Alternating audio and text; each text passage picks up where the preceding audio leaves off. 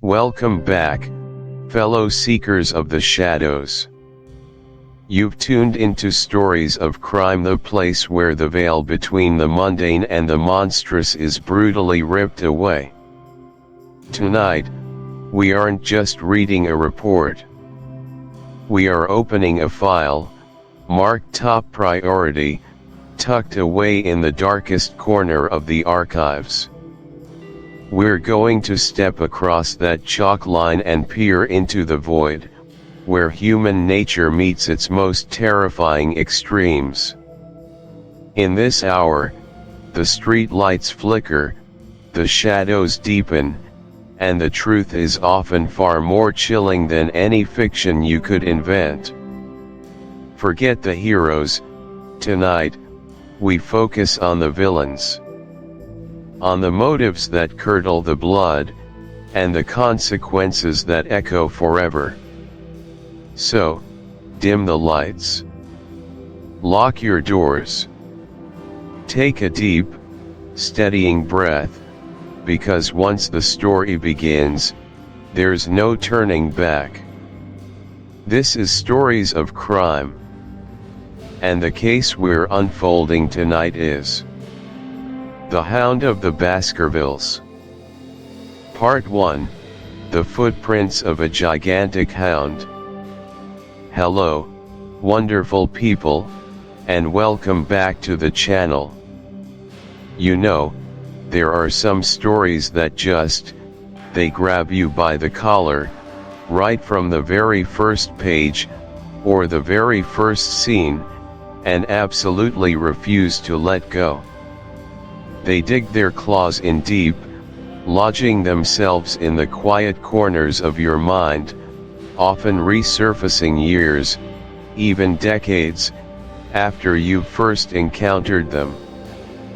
For me, very few tales have managed to achieve that level of enduring, chilling grip quite like Arthur Conan Doyle's monumental work, The Hound of the Baskervilles. It isn't merely a detective story, though it is, of course, a quintessential Sherlock Holmes adventure.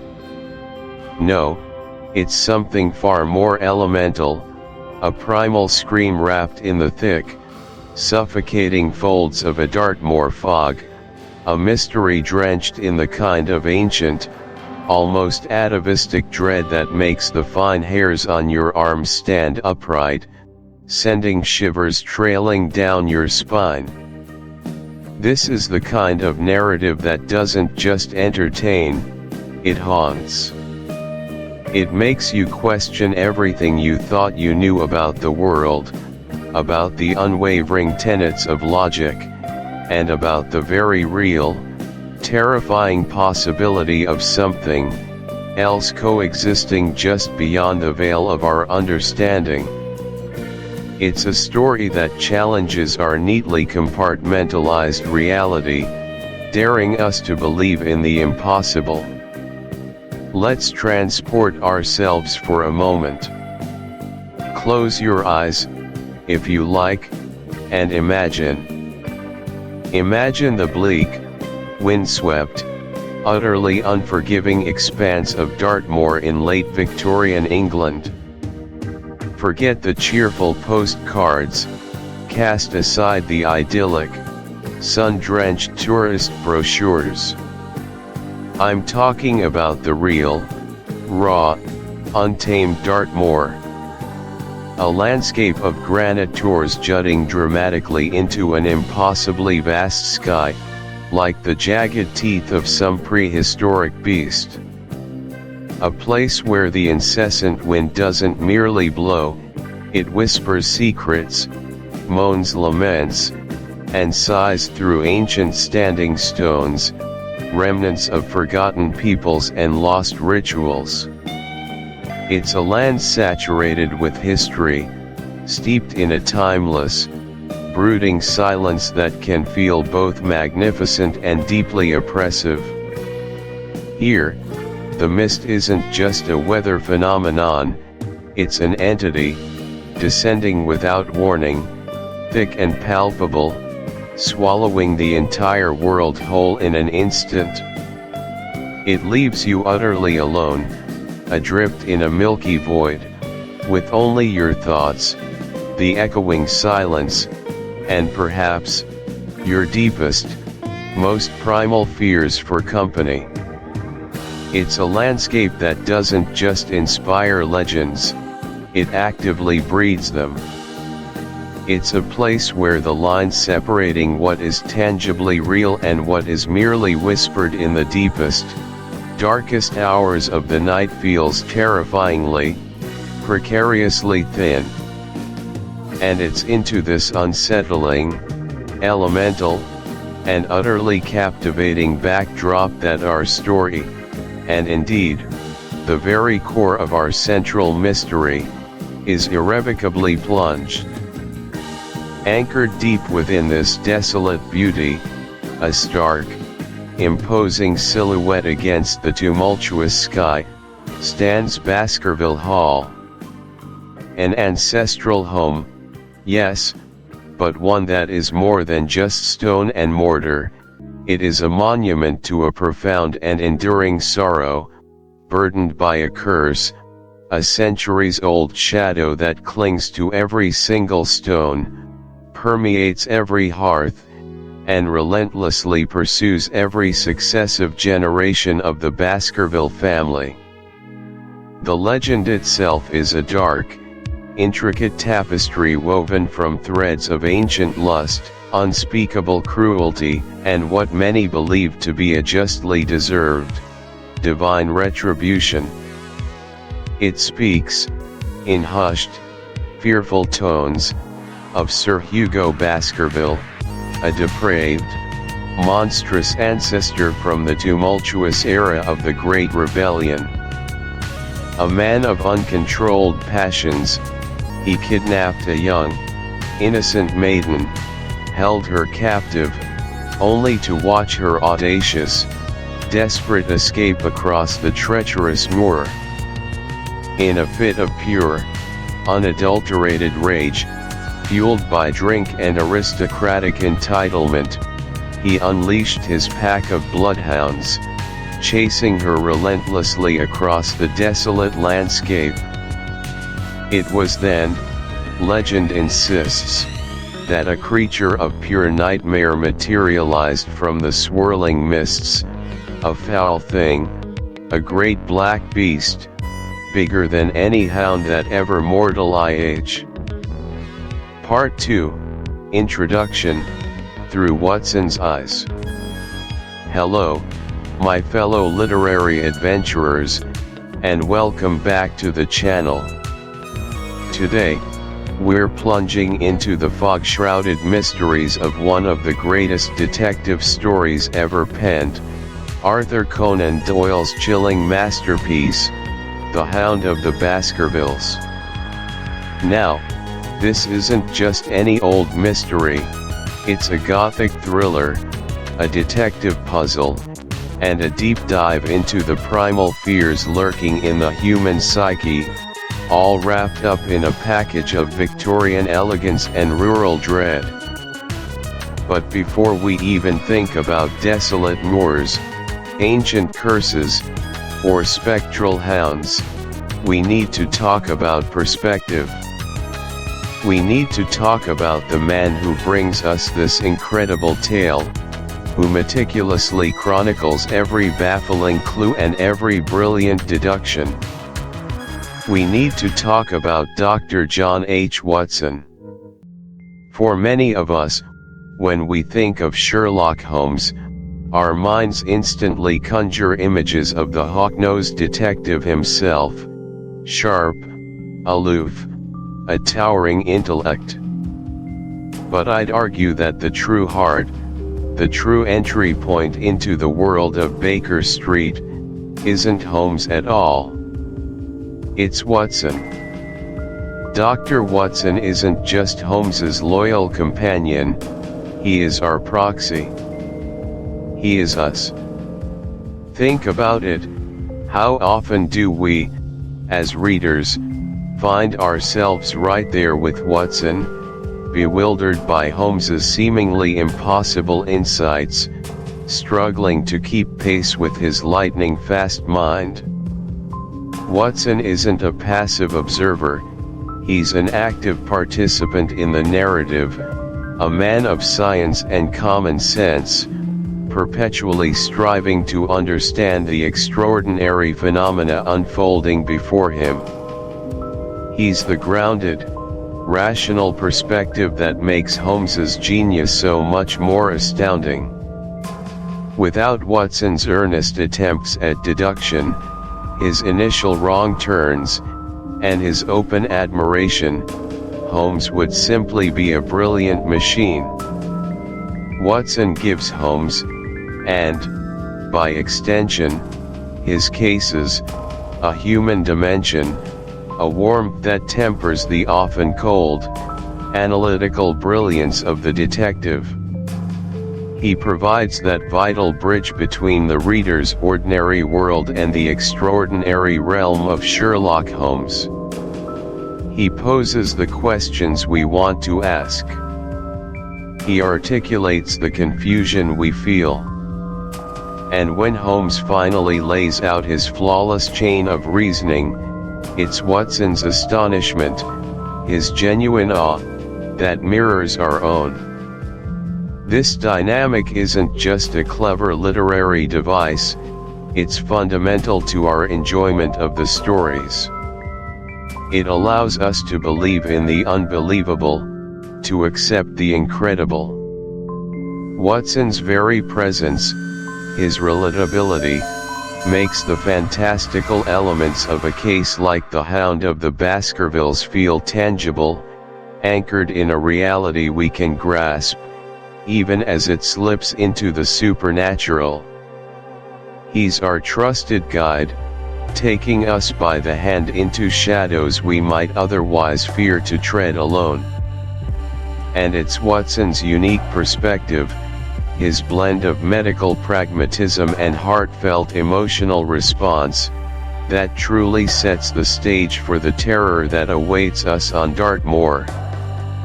He's a man who understands the fragility of life, the intricacies of the human body, but also one who is open, if somewhat reluctantly, to the inexplicable.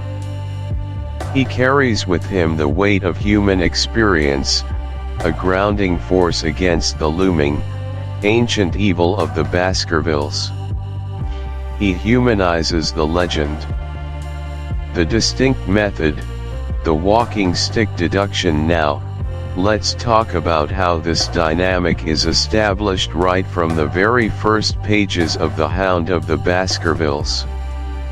The opening scene is a masterclass in character introduction, a mini-lesson in Holmesian deduction, and a perfect setup for the entire novel. It's a quintessential 221B Baker Street morning, with Holmes and Watson indulging in their familiar ritual of intellectual sparring. The catalyst for this particular display of genius is a simple object, a walking stick. Left behind by a visitor, a certain Dr. James Mortimer, this everyday item becomes, in Holmes's hands, a Rosetta Stone. Watson, ever the astute observer in his own right, offers his initial, perfectly reasonable assessment. He sees a good, stout stick, probably belonging to an amiable, elderly country practitioner, the kind of man who would carry a solid walking stick on. Chapter 1, The Legend and the Warning. Hello, my dear listeners, and welcome back to the channel. Or, if this is your first time joining us, a very warm welcome. Settle in, perhaps with a cup of tea or something a little stronger if the mood strikes you, because today, we're embarking on a journey into one of the most iconic, atmospheric, and utterly chilling tales ever penned, Sir Arthur Conan Doyle's The Hound of the Baskervilles. Now, for many of you, this book might already be a cherished classic. You know the twists, you know the turns. But I invite you to join me as we peel back the layers once more, not just to revisit the plot, but to truly experience the story, to dwell in its shadows, and to feel the cold tendrils of the moor mist creeping in. For those new to this adventure, brace yourselves. You're in for a treat, a masterclass in mystery, suspense, and the perpetual struggle between cold, hard logic and the ancient, primal fear of the unknown. This isn't just a detective story, it's a Gothic masterpiece. It's about more than just a crime, it's about a curse, a family, and a desolate landscape that feels like a character unto itself. And like all great tales, it begins, not with a bang, but with a quiet, almost domestic scene, soon to be shattered by the arrival of the extraordinary. We begin our journey in the hallowed, if somewhat cluttered, confines of 221B Baker Street. The air, I imagine, still carried the faint scent of tobacco from Holmes's pipe, perhaps a whiff of the analytical chemicals he tinkered with. Dr. Watson, ever the faithful chronicler, is there, observing, always observing, the great detective's mind at work, even when it appears to be at rest. It's one of those mornings that promises to be unremarkable, a lull before the storm of another baffling case. But the peace is soon to be disturbed. The door opens, and into this sanctuary of logic and reason steps a figure that, even to Holmes's discerning eye, presents an immediate enigma. It's Dr. James Mortimer, a country doctor, carrying an antique walking stick, and an air of profound, almost urgent, bewilderment. Now, this is where Doyle, and by extension, Holmes, truly shines. Before Mortimer even utters a word, Holmes has already begun his silent, astonishing deductions. The cane isn't just a cane, it's a story. The teeth marks on it, the wear, the inscription, they all speak volumes to Holmes. He sees Mortimer's kindness, his country practice, his intellectual curiosity. It's a testament to Holmes's unique genius, his ability to extract a biography from an inanimate object, and it's a delicious amuse-bouche for us, the audience, preparing us for the mental gymnastics to come. Watson, bless his heart, is baffled, as am I, until Holmes lays out his reasoning, making it all seem so breathtakingly simple. Oh, to possess even a fraction of that observational power. But Mortimer hasn't come to discuss walking sticks, fascinating as Holmes makes the subject. He's come with something far more ancient, far more terrifying, and far more pressing. He's come with a legend. He reaches into his pocket, produces a worn, aged manuscript, its parchment yellowed with time, its ink faded but still legible, whispering secrets from centuries past. He describes it as being from 1742, a family document, a chronicle of a dark secret, passed down through generations of the Baskervilles of Baskerville Hall. The atmosphere in that Baker Street sitting room must have shifted palpably. The mundane reality of gaslights and London fog gave way to something far older, far more elemental. Holmes, for once, is silent, his keen eyes fixed on the parchment, his extraordinary mind preparing to absorb information that defies conventional understanding. Watson, ever the romantic, must have felt a shiver, a premonition of the supernatural. And Mortimer, good, honest country doctor that he is clearly torn between the pragmatic world he inhabits and the chilling reality of his family's ancient curse. Mortimer then clears his throat, his voice taking on a grave, almost ritualistic tone, as he begins to read from Chapter 2, The Shadow in London. All right, welcome back, my fellow mystery enthusiasts, to our deep dive into Arthur Conan Doyle's absolute masterpiece, The Hound of the Baskervilles. If you're just tuning in, make sure you've caught Chapter 1, where we set the stage with the chilling Baskerville curse, the tragic demise of Sir Charles, and the arrival of the hopeful, yet bewildered, Sir Henry. Because today, we're plunging into Chapter 2, The Shadow in London, and let me tell you, the comforting, gaslit streets of Victorian London are about to become a stage for a truly unsettling escalation of danger. You see, it's easy to imagine a mystery confined to a remote, windswept moor. But Doyle, with his genius, defies that expectation entirely. The ancient legends and misty dangers of Devonshire might be miles away, but the malevolent force at play in this narrative? It's far more insidious and far-reaching. It has tracked Sir Henry, like an unseen predator, right into the heart of the British Empire, directly to Sherlock Holmes's very doorstep at 221B Baker Street.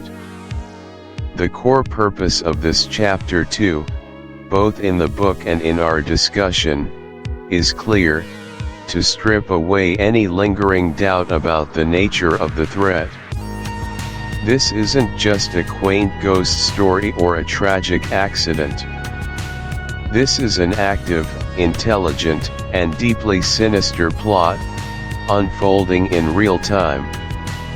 It's closing in with terrifying speed, proving the danger is not just real, but immediate, personal, and profoundly unsettling. We're about to witness a series of bizarre, unsettling events that confirm the hunt for Sir Henry has truly begun.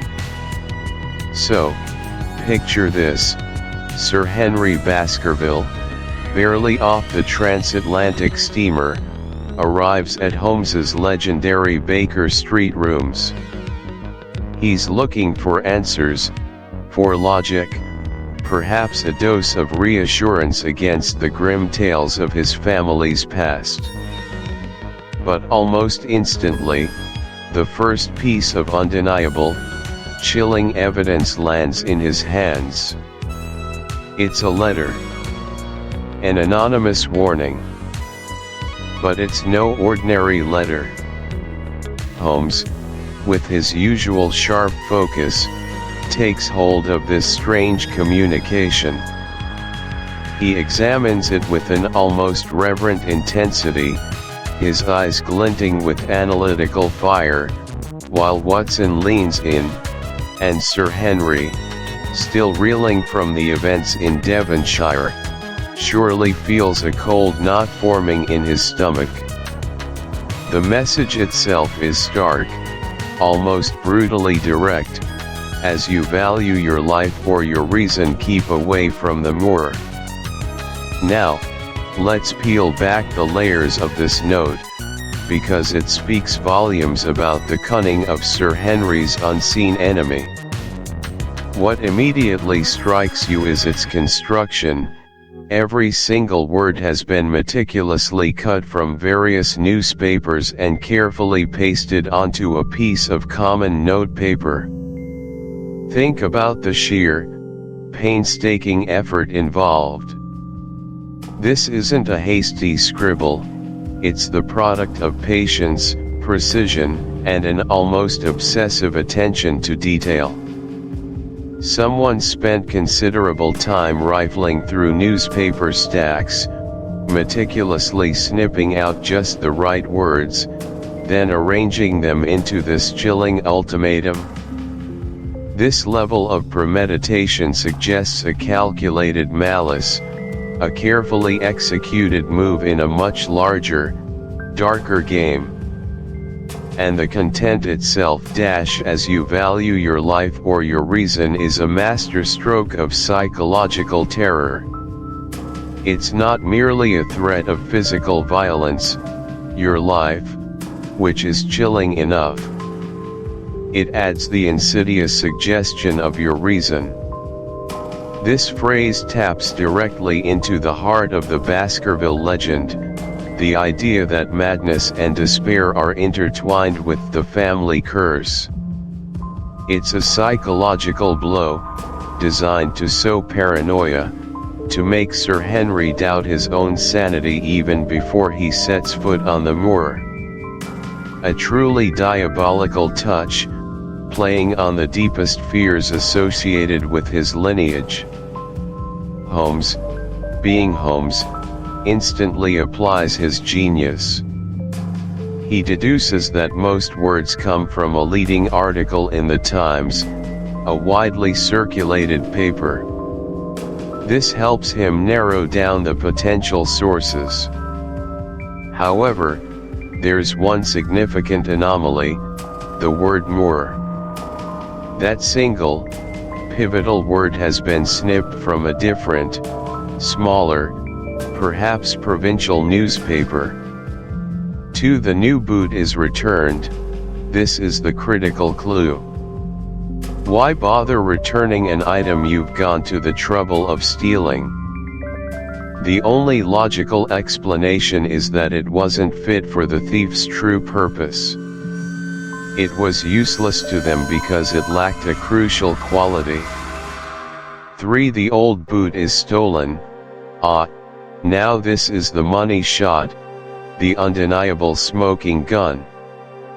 An old boot, worn, permeated with Sir Henry's personal scent, his very essence, the unique chemical signature of his body.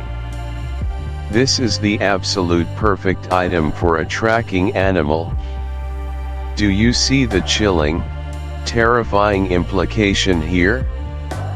This isn't about petty theft or simple intimidation. This screams of a very specific, incredibly sinister purpose. Someone needs something of Sir Henry's, something that carries his unique human smell, his biological fingerprint. And what kind of entity, what kind of creature, uses scent, powerful and unmissable, to track its prey relentlessly across vast distances? A dog. Or, more precisely, a hound. A very large, very powerful, and very dangerous hound. This seemingly innocuous, even comical, theft of footwear isn't innocuous at all. It's the irrefutable evidence that the antagonist isn't merely relying on ancient curses, abstract threats, or even a bearded man following cabs. They are employing a tangible, living, and incredibly dangerous weapon. A hound.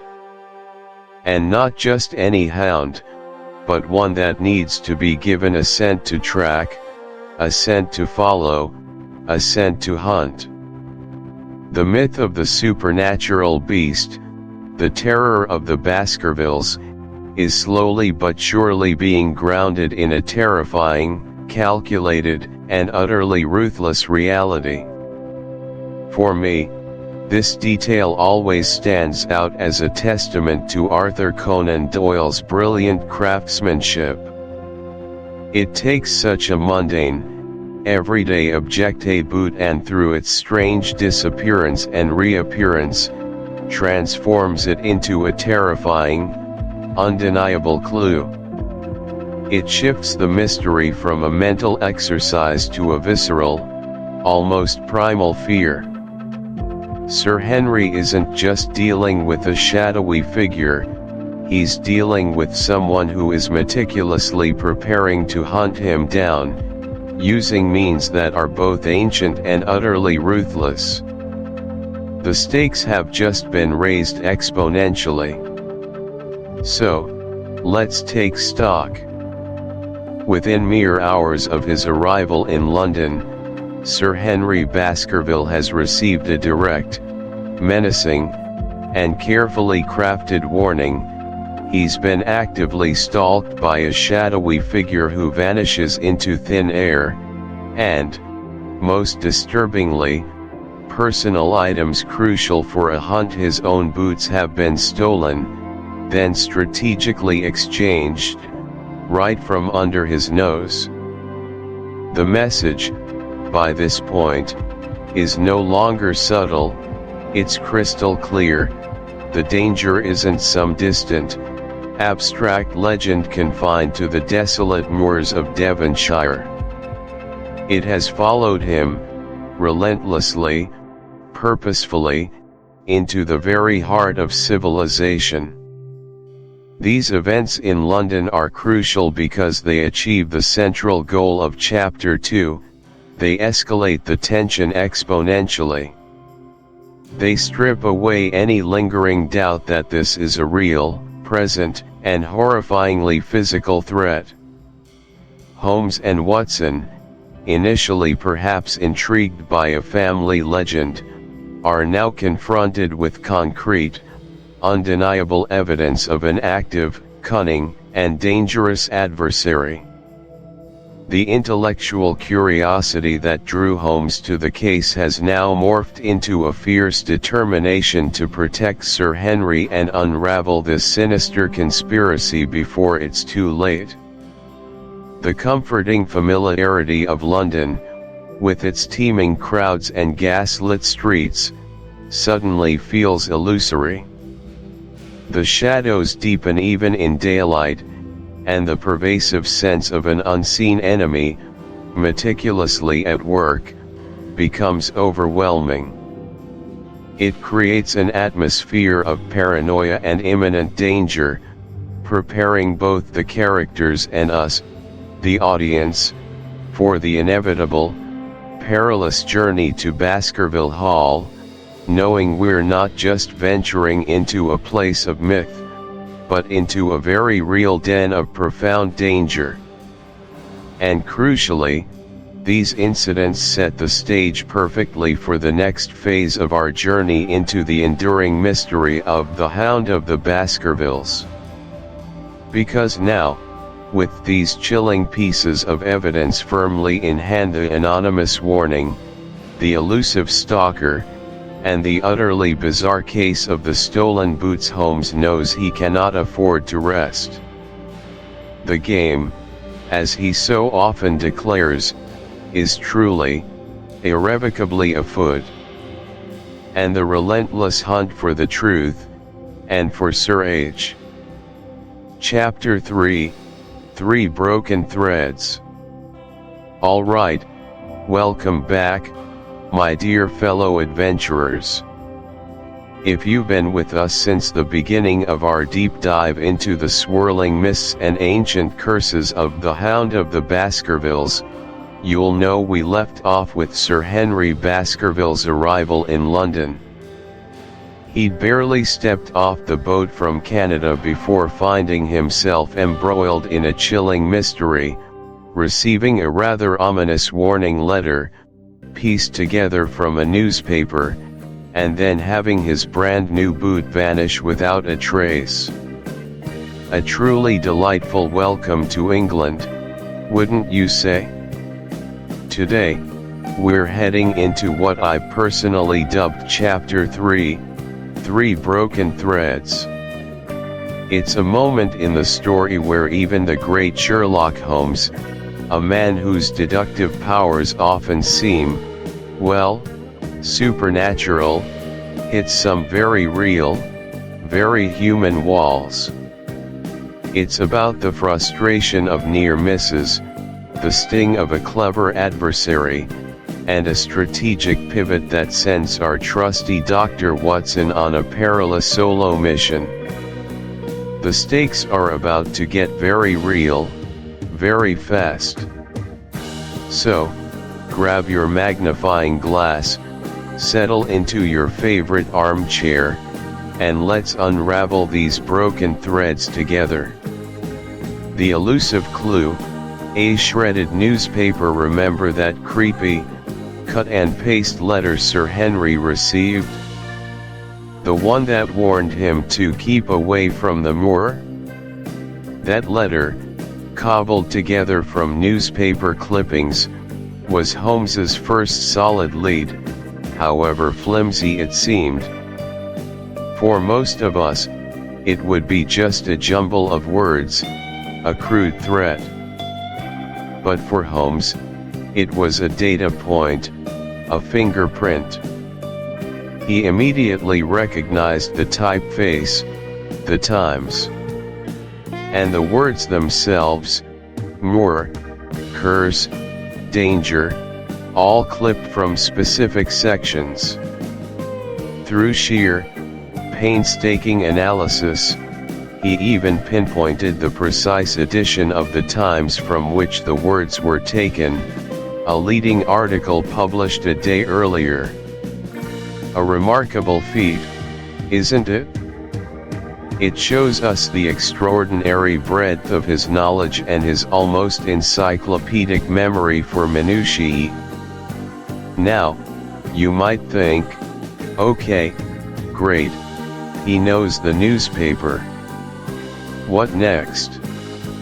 And that's exactly what Holmes thought.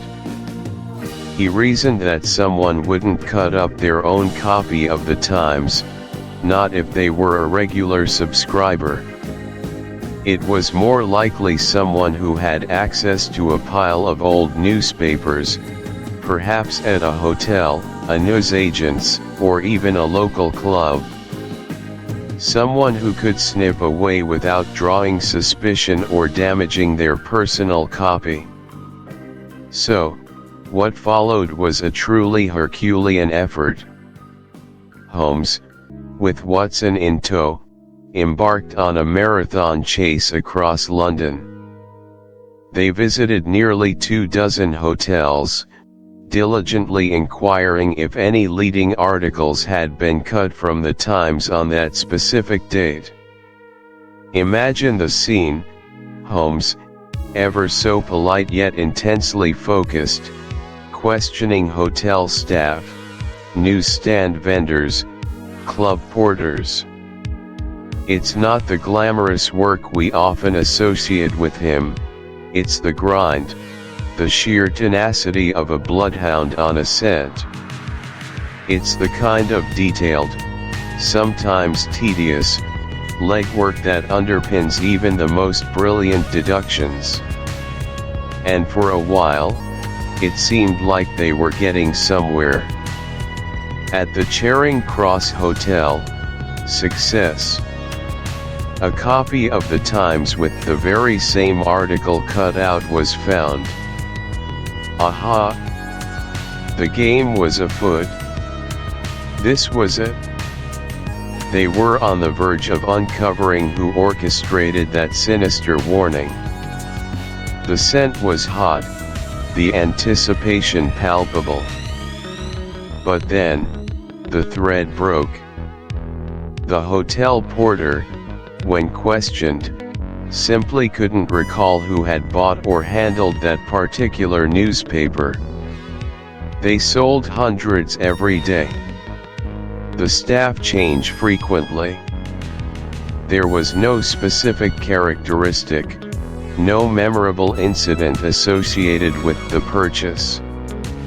The trail went cold, dead in its tracks. No description of a person, no time of purchase, no distinguishing features. Nothing. Just a ghost of a lead that dissolved into the general anonymity of London's bustling population. It's a moment that reminds us that even with all the genius in the world, the unpredictable variables of human memory and urban sprawl can lead to a frustrating dead end. It's a moment of surprising humility for Holmes, isn't it? We're so used to seeing him. Chapter 4, Baskerville Hall. Alright, welcome back, everyone. If you've been following along, we've just said our goodbyes to the bustling, gaslit streets of London, leaving behind the comforting logic and intellectual precision of Baker Street. We've bid farewell to the reassuring presence of the great detective himself, Sherlock Holmes, at least for now. And, let me tell you, what we step into next is a complete, unadulterated atmospheric shift. We're talking about a stark, almost brutal contrast, a profound immersion into an environment that breathes dread, and it's precisely what makes the Hound of the Baskervilles so incredibly powerful and enduring. Imagine, for a moment, the journey. It's not a pleasant one, nor is it picturesque in a comforting way. Sir Henry, Dr. Watson, and our returning companion, Dr. Mortimer, they're heading into a world that feels ancient, primeval, untamed, a place where civilization feels like a thin veneer. From the train window, the familiar, manicured English countryside slowly, almost imperceptibly, morphs. The neat fields give way to something raw, something that feels like the very bones of the earth are pushing through its skin. This is Devonshire, yes, but more specifically, this is the Great Grimpenmire, the infamous moor. And grim is truly the operative word here, carrying with it a weight of prophecy and foreboding. Doyle doesn't just tell us it's bleak, he paints it with such a vivid, almost suffocating detail that you can practically feel the dampness cling to your clothes. He talks about the wilderness of a great rolling moor, with its jagged line of hills etched against a somber sky that seems perpetually overcast, mirroring the mood of the narrative. Think about it, a vast, desolate expanse, stretching out seemingly without end, where the wind seems to carry whispers from centuries past, a mournful lament across the barren landscape. It's not just empty, it's actively desolate, a place where the silence is so profound it hums with unspoken threats. There's a pervasive sense of loneliness that seeps into your bones, even just reading it, a chill that has nothing to do with temperature and everything to do with isolation.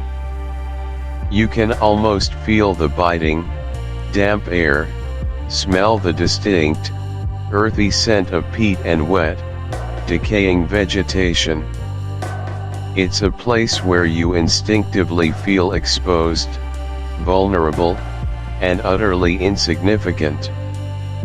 For me, this atmospheric shift is absolutely critical. London, with its fog-shrouded streets and its intricate alleys, offers one kind of mystery, urban, human-made, complex but ultimately solvable by intellect and deductive reasoning. But the moor? The moor is elemental, primeval. It suggests something far older, something that defies easy explanation, something that might even be supernatural, a force deeply embedded in the land itself. It's wild, unforgiving, and utterly indifferent to human affairs, to human suffering, to human logic. It's the perfect, almost custom-made backdrop for a story steeped in ancient curses and lurking terror. The moor doesn't just frame the narrative, it actively participates, almost like another brooding, silent character, its vastness and profound silence amplifying every creak, every shadow, every unnerving sound that dares to break its oppressive quiet. It's designed not just to set a scene, but to make you feel small, lost, and utterly at the mercy of whatever forces, natural or unnatural, reside there. And then, rising almost organically from this desolate, ancient canvas, like a stark, gray monolith, is Baskerville Hall itself. It's certainly not a welcoming sight. Not a cozy, quintessentially English country manor house, brimming with warmth and comfort. Oh no. It's a place that seems to have grown out of the very rock of the moor, a grim, ancient pile of stone that perfectly embodies the Baskerville family's long, troubled history, a physical manifestation of their ancestral burden. Doyle describes it with deliberate intent as grim and forbidding, with two high, narrow towers that pierce the often leaden sky, and a broken parapet. Chapter 5, The Stapletons of Merripit House.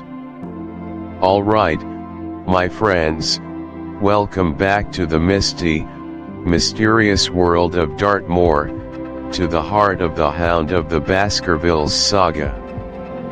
We left Dr. Watson, our intrepid chronicler and temporary detective, stepping bravely onto the vast, untamed expanse of the moor, feeling the weight of the Baskerville curse or legend, as he'd prefer to call it, pressing in on him.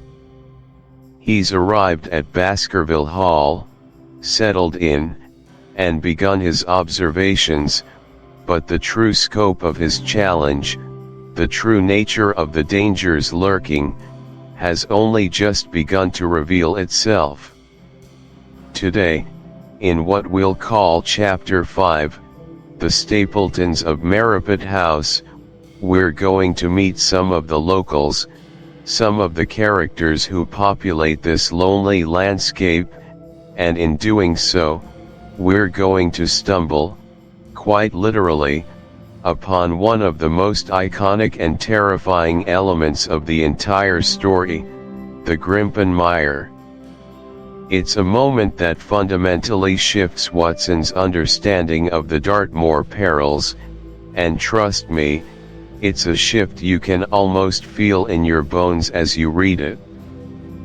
Watson, ever the diligent observer, knows he can't simply stay cooped up in Baskerville Hall, even with the fascinating Sir Henry for company. He needs to explore, to gather intelligence, to immerse himself in the environment that has swallowed so many Baskervilles before. So, with his trusty stick in hand and a mind full of questions, he sets out across the moor. It's a breathtaking landscape, no doubt rolling hills, granite tors piercing the sky, the vast, unbroken sweep of gorse and heather.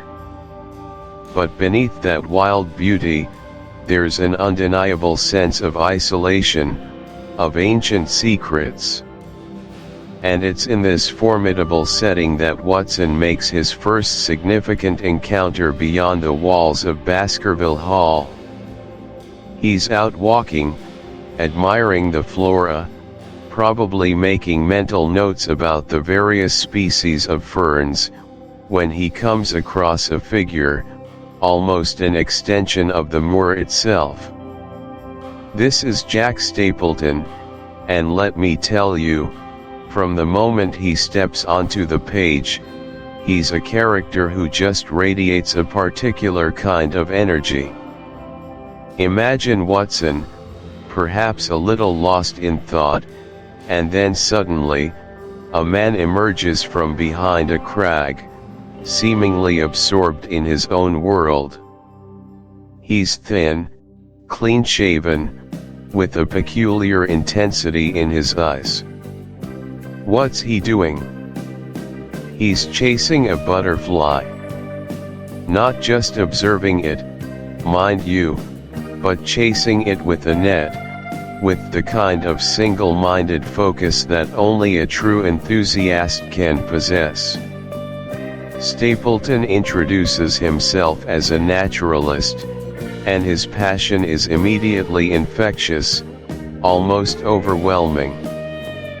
He speaks with an incredible enthusiasm about the insects, the plants, the unique ecosystem of Dartmoor. He's an expert, clearly, deeply knowledgeable about every creeping thing, every blooming flower, every species of butterfly that calls this rugged land home. He's exiled himself here from a former schoolmaster's life to dedicate himself entirely to his scientific pursuits. And while there's something admirable in that devotion, there's also a slight edge, a fervor that borders on obsession. You can almost hear the rapid-fire way he speaks, his words tumbling out, full of fascinating facts and theories about the moor's natural history. He offers to guide Watson, to show him the real Dartmoor, the hidden wonders. It's a generous offer, full of intellectual curiosity, and Watson, ever the gentleman, accepts. But here's the thing about Stapleton, his enthusiasm, while captivating, feels almost too theatrical at times. His eyes, described as being remarkably keen and restless, seem to take in everything, yet somehow convey a slight evasion. He's very much of the moor, almost as if he's adapted to its wildness, his own nature mirroring its unpredictable terrain. There's a nervous energy about him, a quickness of movement that suggests a mind constantly at work, constantly dissecting, categorizing. He's a walking encyclopedia of the local fauna, and he shares this knowledge with an almost desperate eagerness. And then, just as Watson is beginning to appreciate this eccentric, brilliant naturalist, St. She knows more than she lets on. Her fear isn't just generalized anxiety about the Baskerville curse, it's specific, personal, and urgent. She has information, or at least a deep-seated conviction, that something truly terrible is afoot. 3. The threat is immediate and real. Her plea isn't about avoiding a general curse, it's about escaping an immediate, tangible danger that she feels compelled to warn the supposed victim about. 4. The atmosphere is toxic. The very air of Dartmoor is so thick with menace that even seemingly rational people are driven to such frantic acts. Watson is, understandably, profoundly disturbed. He can't shake the image of her terrified face or the desperate plea in her voice. He's left with an unsettling feeling that he's just witnessed a genuine crack in the carefully constructed facade of moorland life. He's met the eccentric naturalist, Jack Stapleton, and his beautiful, enigmatic sister, Beryl, and the encounter with Beryl leaves a chill far colder than any Dartmoor mist. He knows, instinctively, that this woman holds a key to the unfolding mystery, a piece of the puzzle that she's now desperately trying to keep hidden. The sound of the moor, the treacherous Grimpenmire, the intense naturalist, and now, the terrified, warning sister. All these elements converge in this chapter to deepen the sense of dread and to underscore the very real, very tangible dangers that now surround Sir Henry Baskerville. Watson's mission just got a whole lot more complicated, and infinitely more perilous. So, as we close this chapter, our Dr. Watson is no longer just observing, he's now deeply embroiled, facing not just a mythical beast, but also the very real, very human fears and deceptions that lurk beneath the surface of Dartmoor. What will he make of Beryl's warning? How will he reconcile her terror with her brother's scientific detachment? And what exactly was that mournful cry on the moor?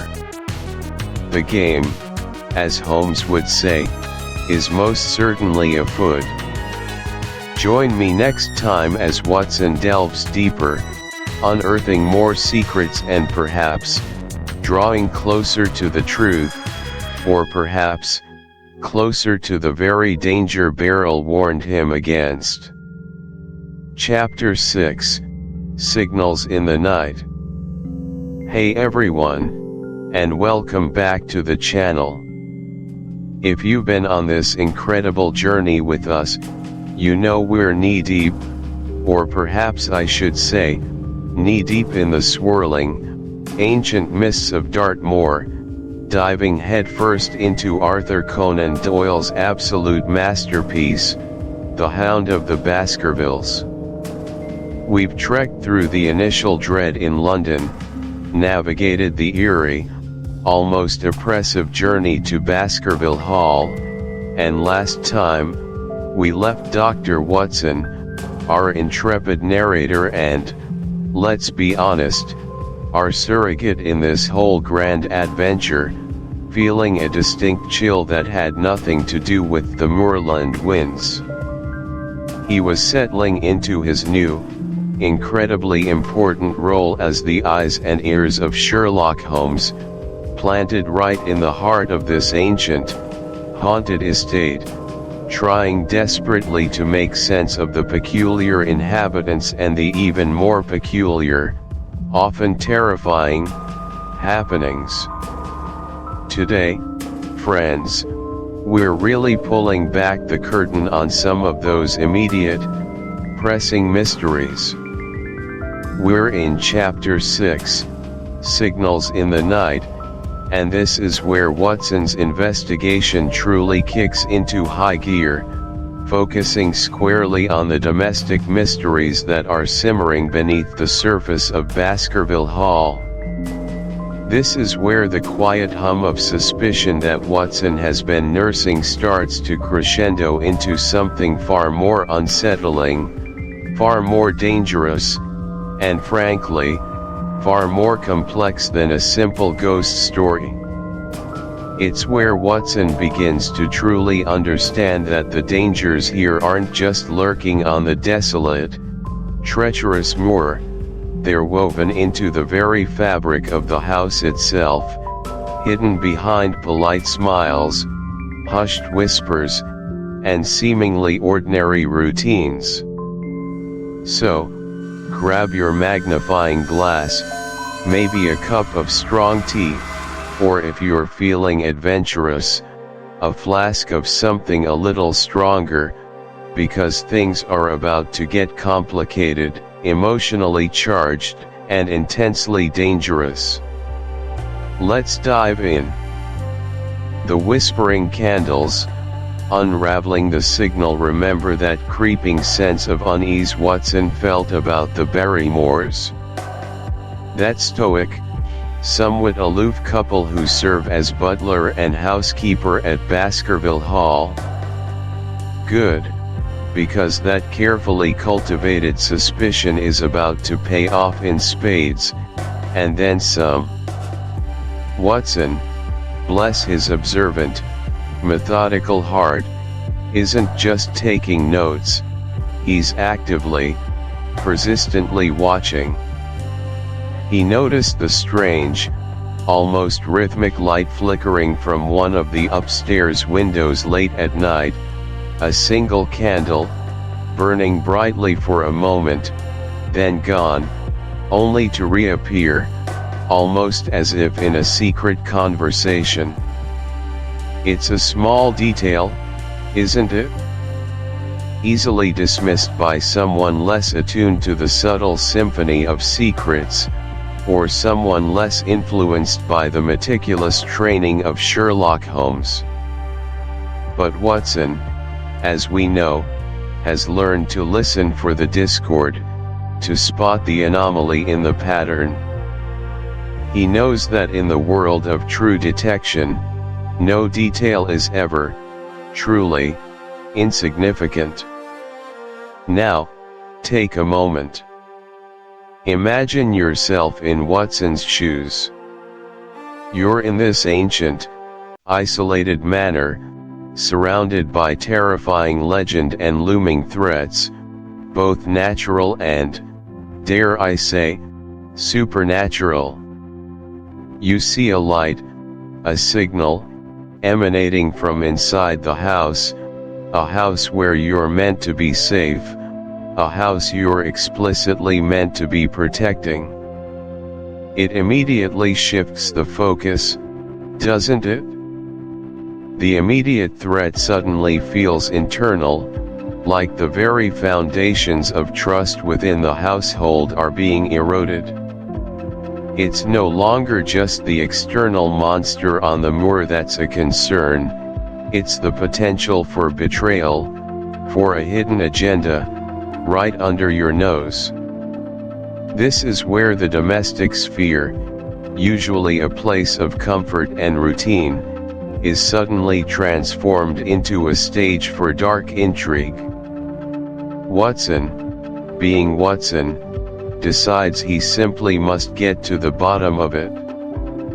One particularly cold, windswept night, fueled by that insatiable curiosity and sense of duty that makes him such a wonderful chronicler, he stakes out the hall.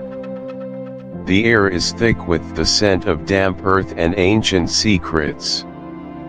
The silence is profound, broken only by the rustling of leaves or the distant cry of psalm. Chapter 7, The Man on the Tour.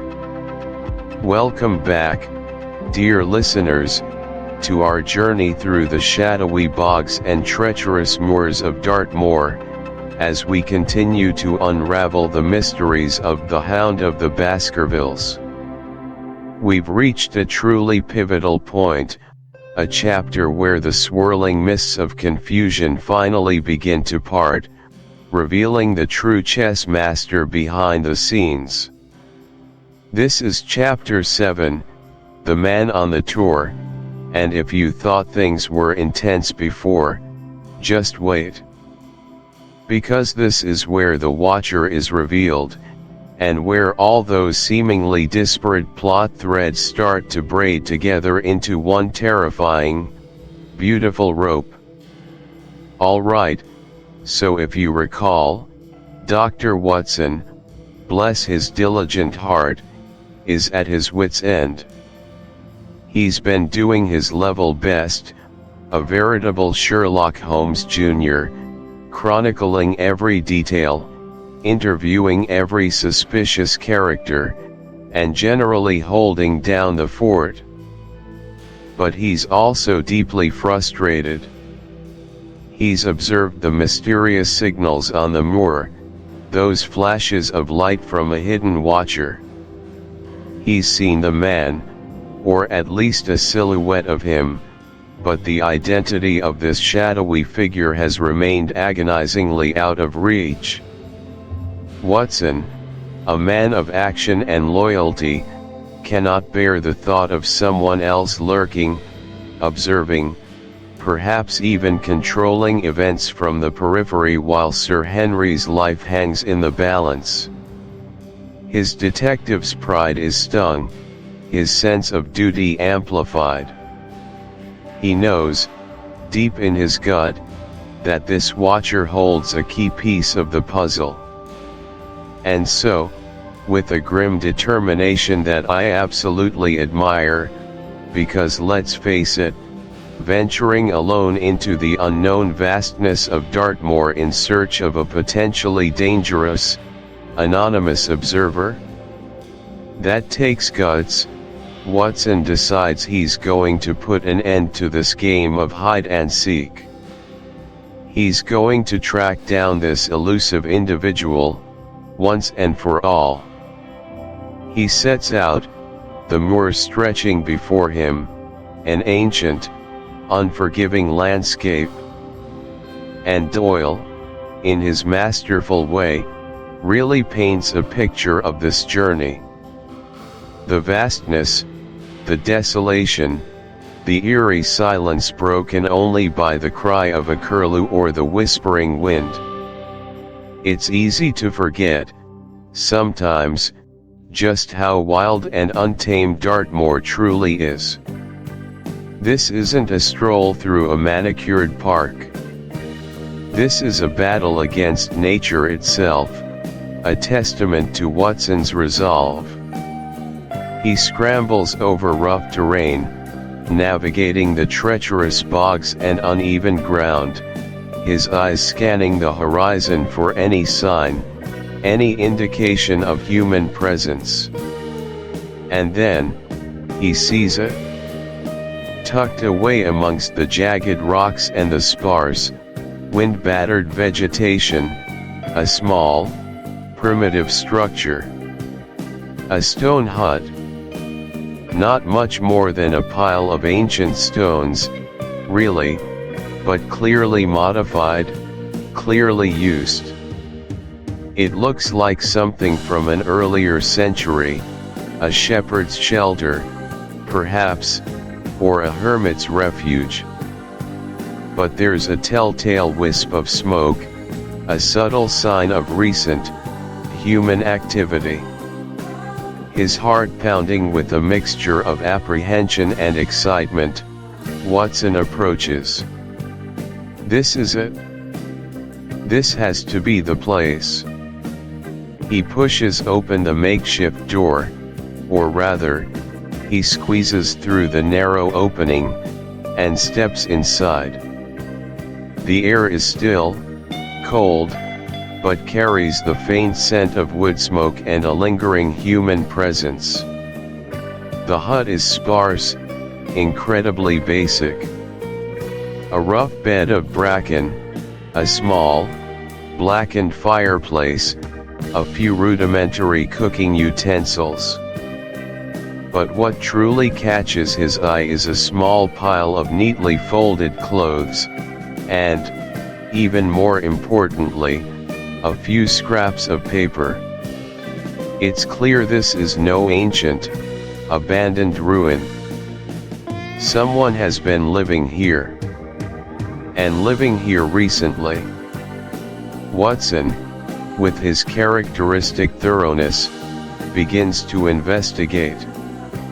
And it's here, amidst the Spartan contents of the hut, that he uncovers a truly startling piece of evidence. Tucked away, almost hidden, he finds a small bundle. And within that bundle, a note. A note that connects this mysterious watcher to someone Watson has already encountered, someone deeply entangled in the unfolding Baskerville tragedy, Laura Lyons. The note itself is a plea, a desperate cry for help. It speaks of a meeting, of vital information, of a promise of assistance. It's addressed to the watcher. Chapter 8, Death on the Moor.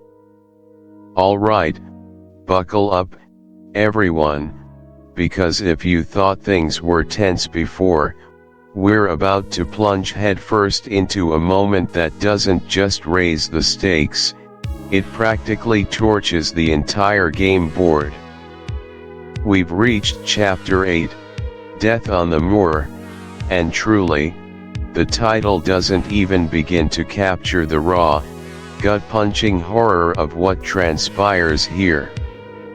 This isn't just another twist in the tale, it's a tragic, bloody mistake that doesn't just accelerate the timeline of our investigation, it slams the accelerator to the floor.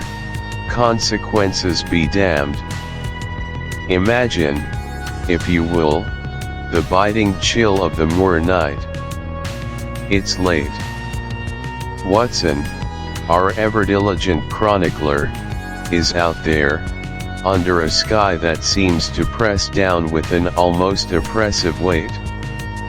He's been out on countless patrols, observing, documenting, trying to piece together the fragments of this baffling puzzle.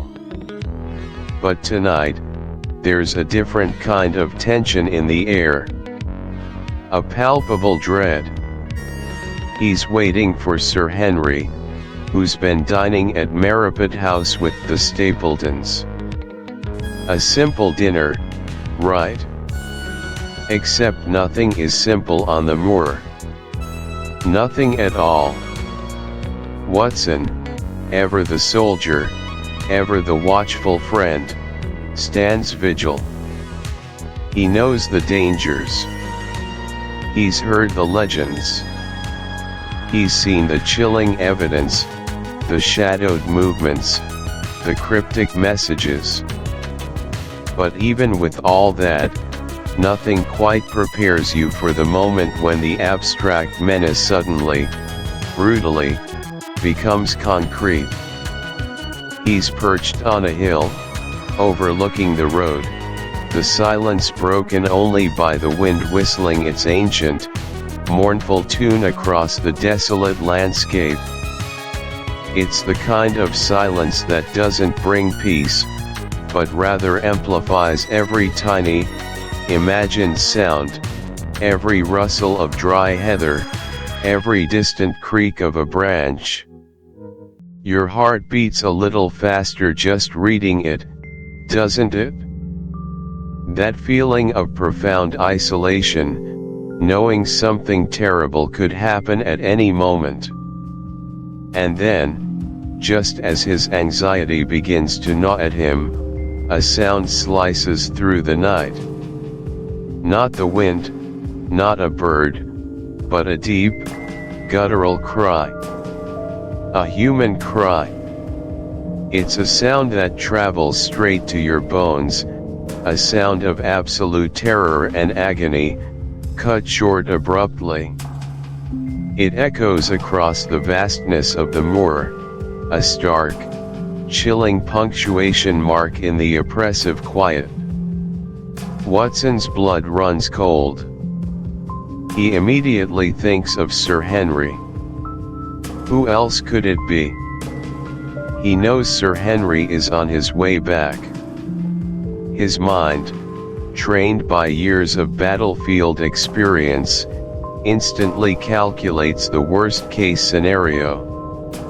This is it. The legend made real. The curse striking again.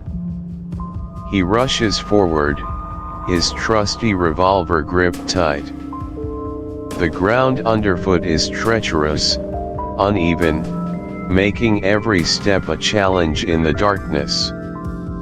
He's driven by a desperate urgency, a terrifying mixture of fear and determination.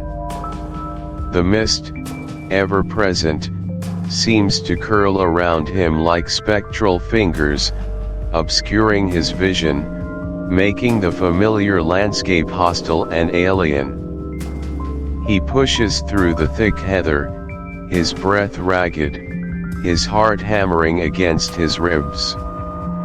Every shadow seems to writhe, every rustle could be the approach of the beast. And then, he sees it.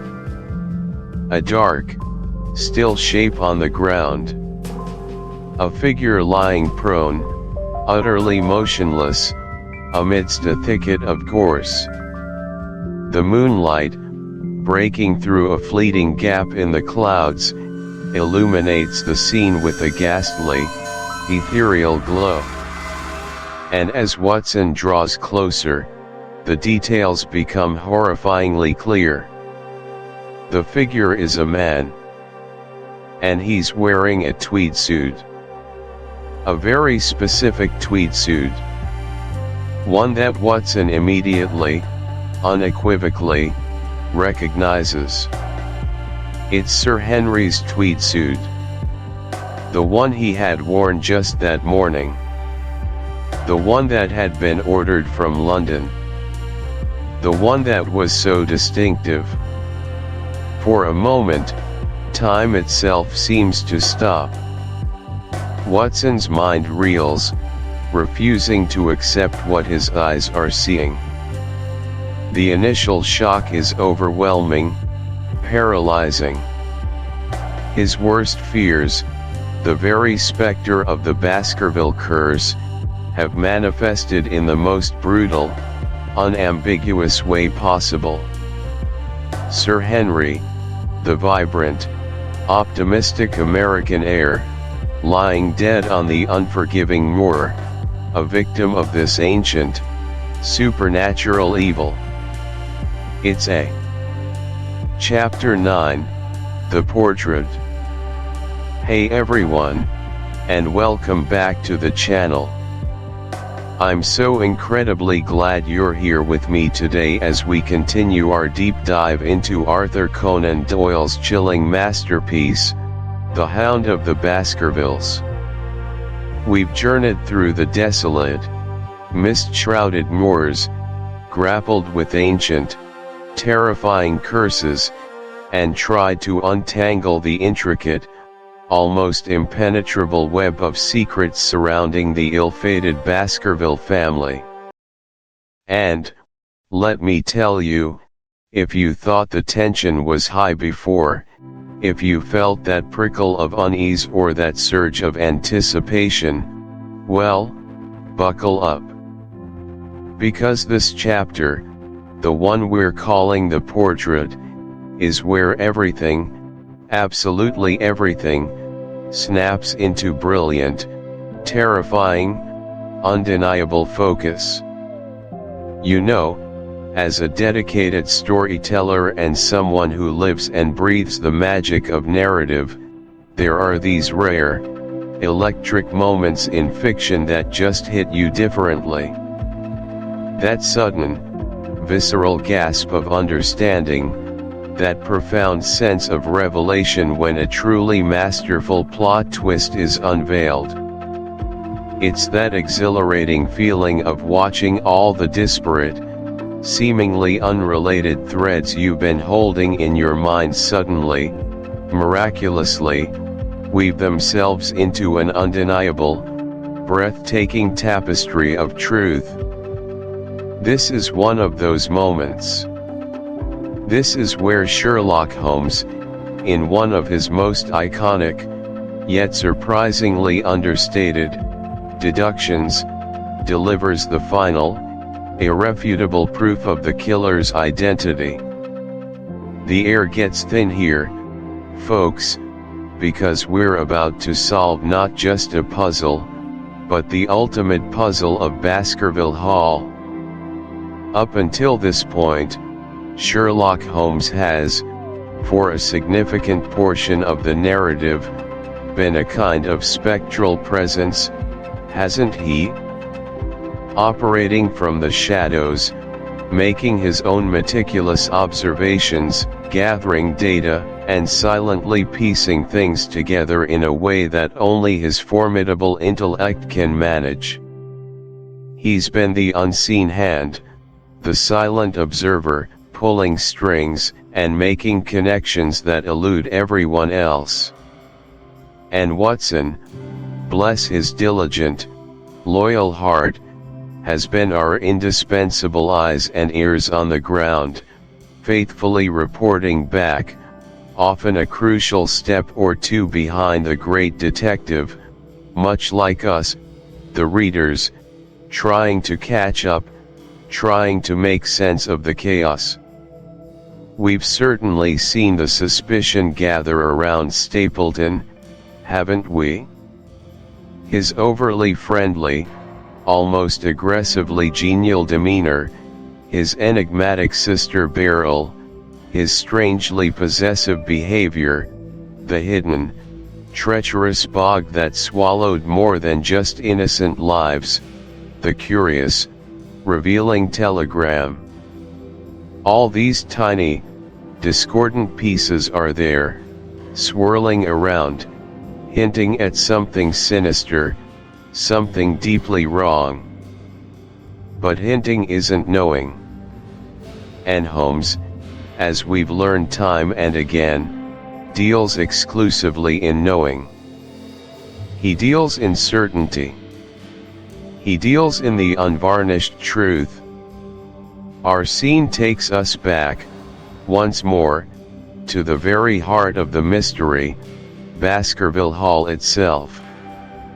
By now, this grand, imposing edifice should feel familiar, almost like another character in the drama, a silent, stone-faced witness to generations of tragedy and triumph. It's a house steeped in centuries of history, perpetually shrouded in shadow, permeated by the very legend that hangs like a dark cloud over the entire Baskerville line. Imagine being there, standing with Watson, in one of those vast, probably dimly lit, ancestral halls.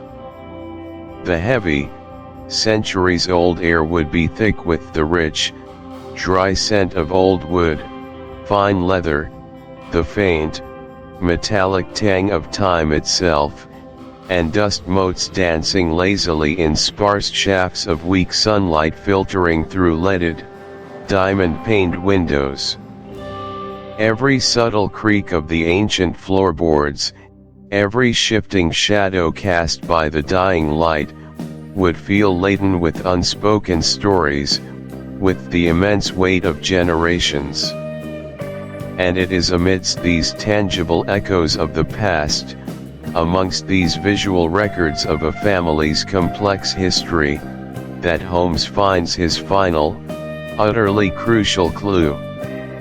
It's a deceptively simple scene, really, almost prosaic on the surface.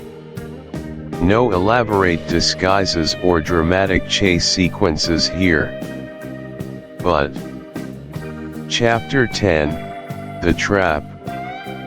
Hello, wonderful literary adventurers, and welcome back to the channel.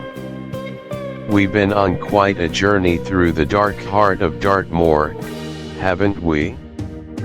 From the ancient curse of the Baskervilles to the cunning machinations of a truly diabolical mind. We've peeled back the layers of deception, confronted the supernatural with cold logic, and now, my friends, we stand on the precipice. The air is thick with anticipation, and the stage is set for a confrontation that will either break the ancient curse once and for all, or swallow our remaining hero into its shadowy depths. We've identified our villain, the seemingly benign naturalist, Stapleton, a man whose passion for butterflies hides a predator's heart. We understand his motive, greed, pure and insatiable, driving him to claim the Baskerville estate. And we've seen the instruments of his terror, the phosphorescent beast, the terrifying hound, bred and trained for murder. But knowing who the monster is doesn't make him any less dangerous. In fact, it often makes him more so, as he becomes cornered, desperate. This brings us to Chapter 10, The Trap.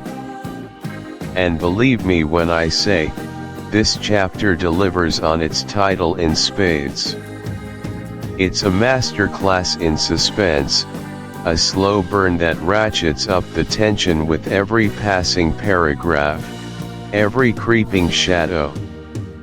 Our goal today is to really unpack how Conan Doyle masterfully sets the stage for the climax, using Sir Henry Baskerville not just as a character, but as bait. A very, very dangerous game. The plan, Sir Henry as bait, so, here's the grim reality: Sherlock Holmes and Dr. Watson, along with Inspector Lestrade, now know the truth. They know Stapleton is behind the murders, that he's the true heir, and that he's been systematically eliminating anyone who stands in his way. But mere knowledge isn't enough to secure a conviction, especially against a man as devious and careful as Stapleton. They need proof. They need to catch him in the act. And for that, they need to lure him out. This is where the plan, brilliant in its simplicity and chilling in its execution, comes into play. The decision is made to use Sir Henry Baskerville as bait. Yes, the very man they've sworn to protect, the last of his line, is to be offered up as a target. It's a gut-wrenching choice, but a necessary one in the high-stakes game they're playing. Holmes, ever the pragmatist, understands that to catch a predator, sometimes you have to offer something irresistible. And Sir Henry, as the rightful heir, is Stapleton's ultimate prize. The specifics of the trap are meticulously laid out by Holmes, a testament to his unparalleled strategic mind. Sir Henry is to dine with the Stapletons at Merripit House, just as he has done many times before. This maintains the facade of normalcy, allowing Stapleton to feel secure, perhaps even overconfident, in his supposed friendship with the baronet. The crucial difference this time, however, is that Sir Henry will walk home alone across the moor. This seemingly innocuous stroll is, in fact, the predetermined moment for Stapleton to unleash his hellish hound. Think about the psychology at play here. Stapleton, in his twisted genius, relies on the isolation of the moor, the fear of the supernatural, and the belief that the hound's attacks will always be perceived as part of the family curse. By having Sir Henry walk home alone, he creates the perfect conditions for another unexplained tragedy. No witnesses, no human assailant, just the terrifying legend come to life. And our detectives will be hidden, waiting, ready to intercept.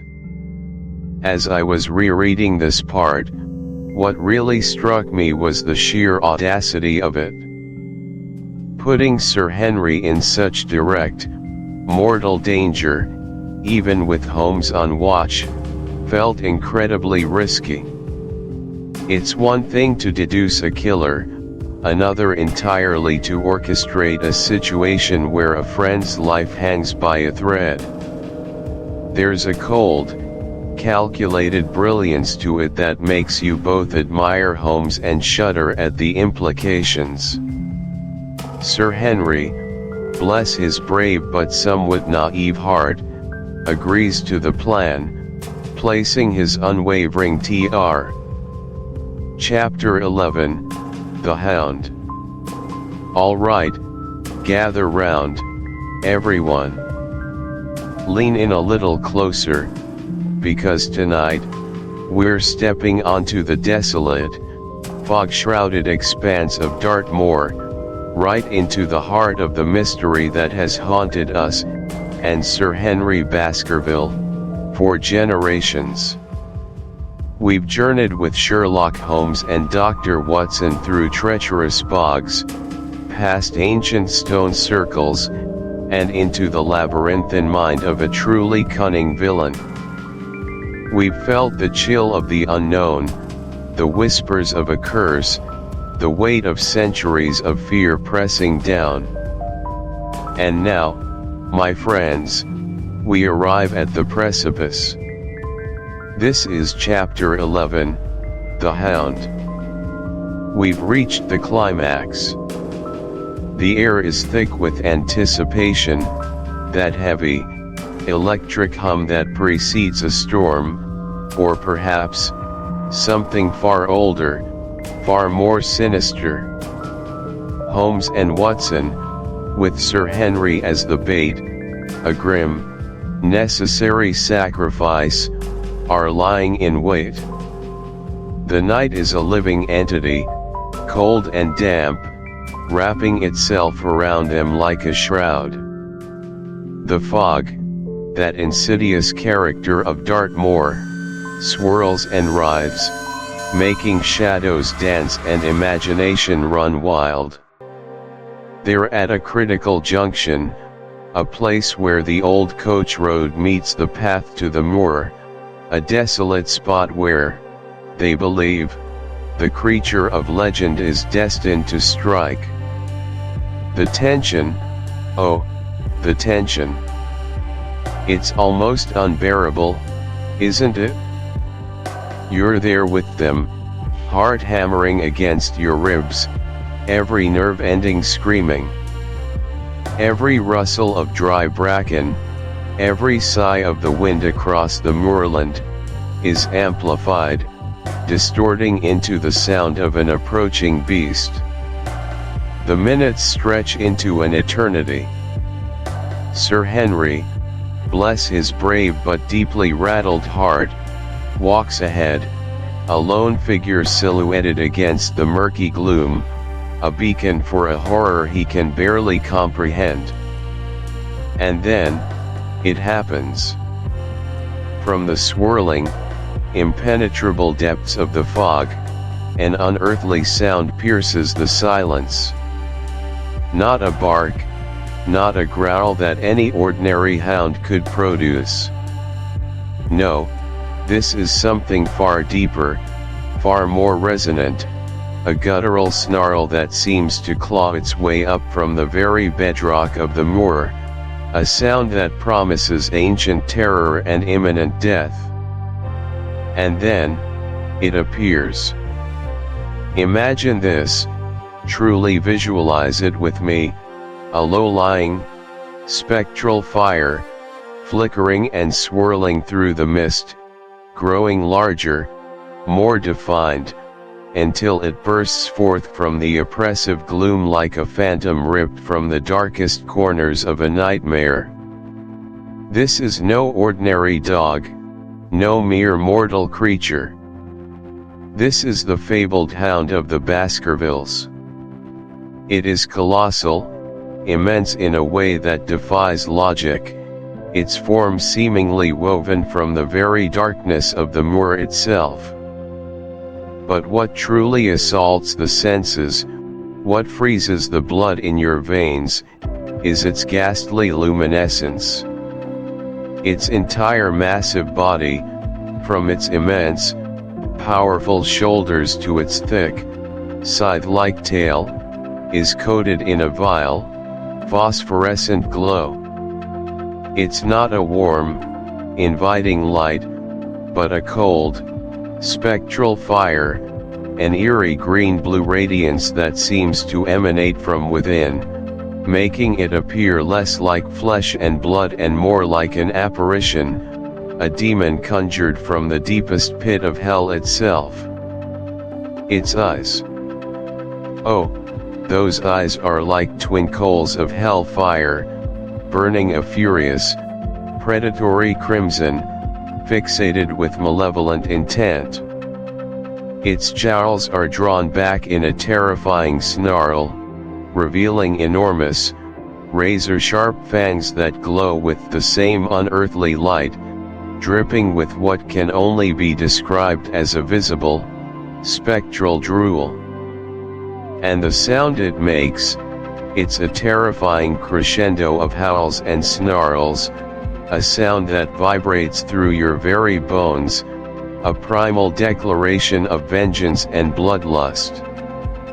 It moves with an unnatural speed, an impossible, silent momentum, a force of nature driven by pure, unadulterated evil. For a terrifying, heart-stopping moment, even the unflappable Dr. Watson is paralyzed, the very breath stolen from his lungs. He describes it as a creature that would have sent a shiver down the spine of the bravest man. And Sir Henry? He lets out a cry, a raw, desperate sound of pure, unadulterated terror, a sound that perfectly encapsulates the ancestral dread that has finally materialized before. Chapter 12, The Grimpen Mire. All right, my dear friends, welcome back to our journey through the desolate, yet utterly captivating, world of the Hound of the Baskervilles. If you've been with us, you know we left things on a knife edge. Sir Henry had just faced down the demonic beast, thanks to the swift, decisive actions of Holmes and Watson. Stapleton, the architect of this monstrous scheme, had slipped away into the treacherous embrace of the Grimpen Mire, leaving us with the heart-pounding question, what now? This, my friends, is Chapter 12, The Grimpen Mire, a title that promises both a resolution and a terrifying reckoning. It's here that the threads of the mystery truly knot themselves into a satisfying, if chilling, conclusion, and the fate of our insidious villain is finally sealed. Imagine the scene, the thunderous reports of Holmes's and Watson's revolvers still echo faintly across the moor. The monstrous hound, its glowing maw now silenced forever, lies a grotesque heap. Sir Henry, though shaken to his core, is safe. But the immediate triumph is tempered by a cold, hard fact: Stapleton is still out there. A killer, a manipulator, a man driven by avarice and a terrifying lack of conscience, now on the run. Holmes, with his usual laser focus, doesn't waste a second. He knows their quarry has fled to the one place even the most seasoned locals fear to tread, the Grimpen Mire. But before they can give chase, there's another urgent matter. They must return to Maripit House. Remember, Beryl Stapleton, the woman we now know to be his unacknowledged, tormented wife, has been an unwilling pawn in her husband's deadly game. What has become of her? So, the small party, Holmes, Watson, Lestrade, and a still reeling Sir Henry, makes their way back across the moor, the chill night air now carrying a different kind of dread. The house, Maripit House, looms out of the darkness, no longer just a quaint dwelling but a monument to deceit. It stands silent, eerily so.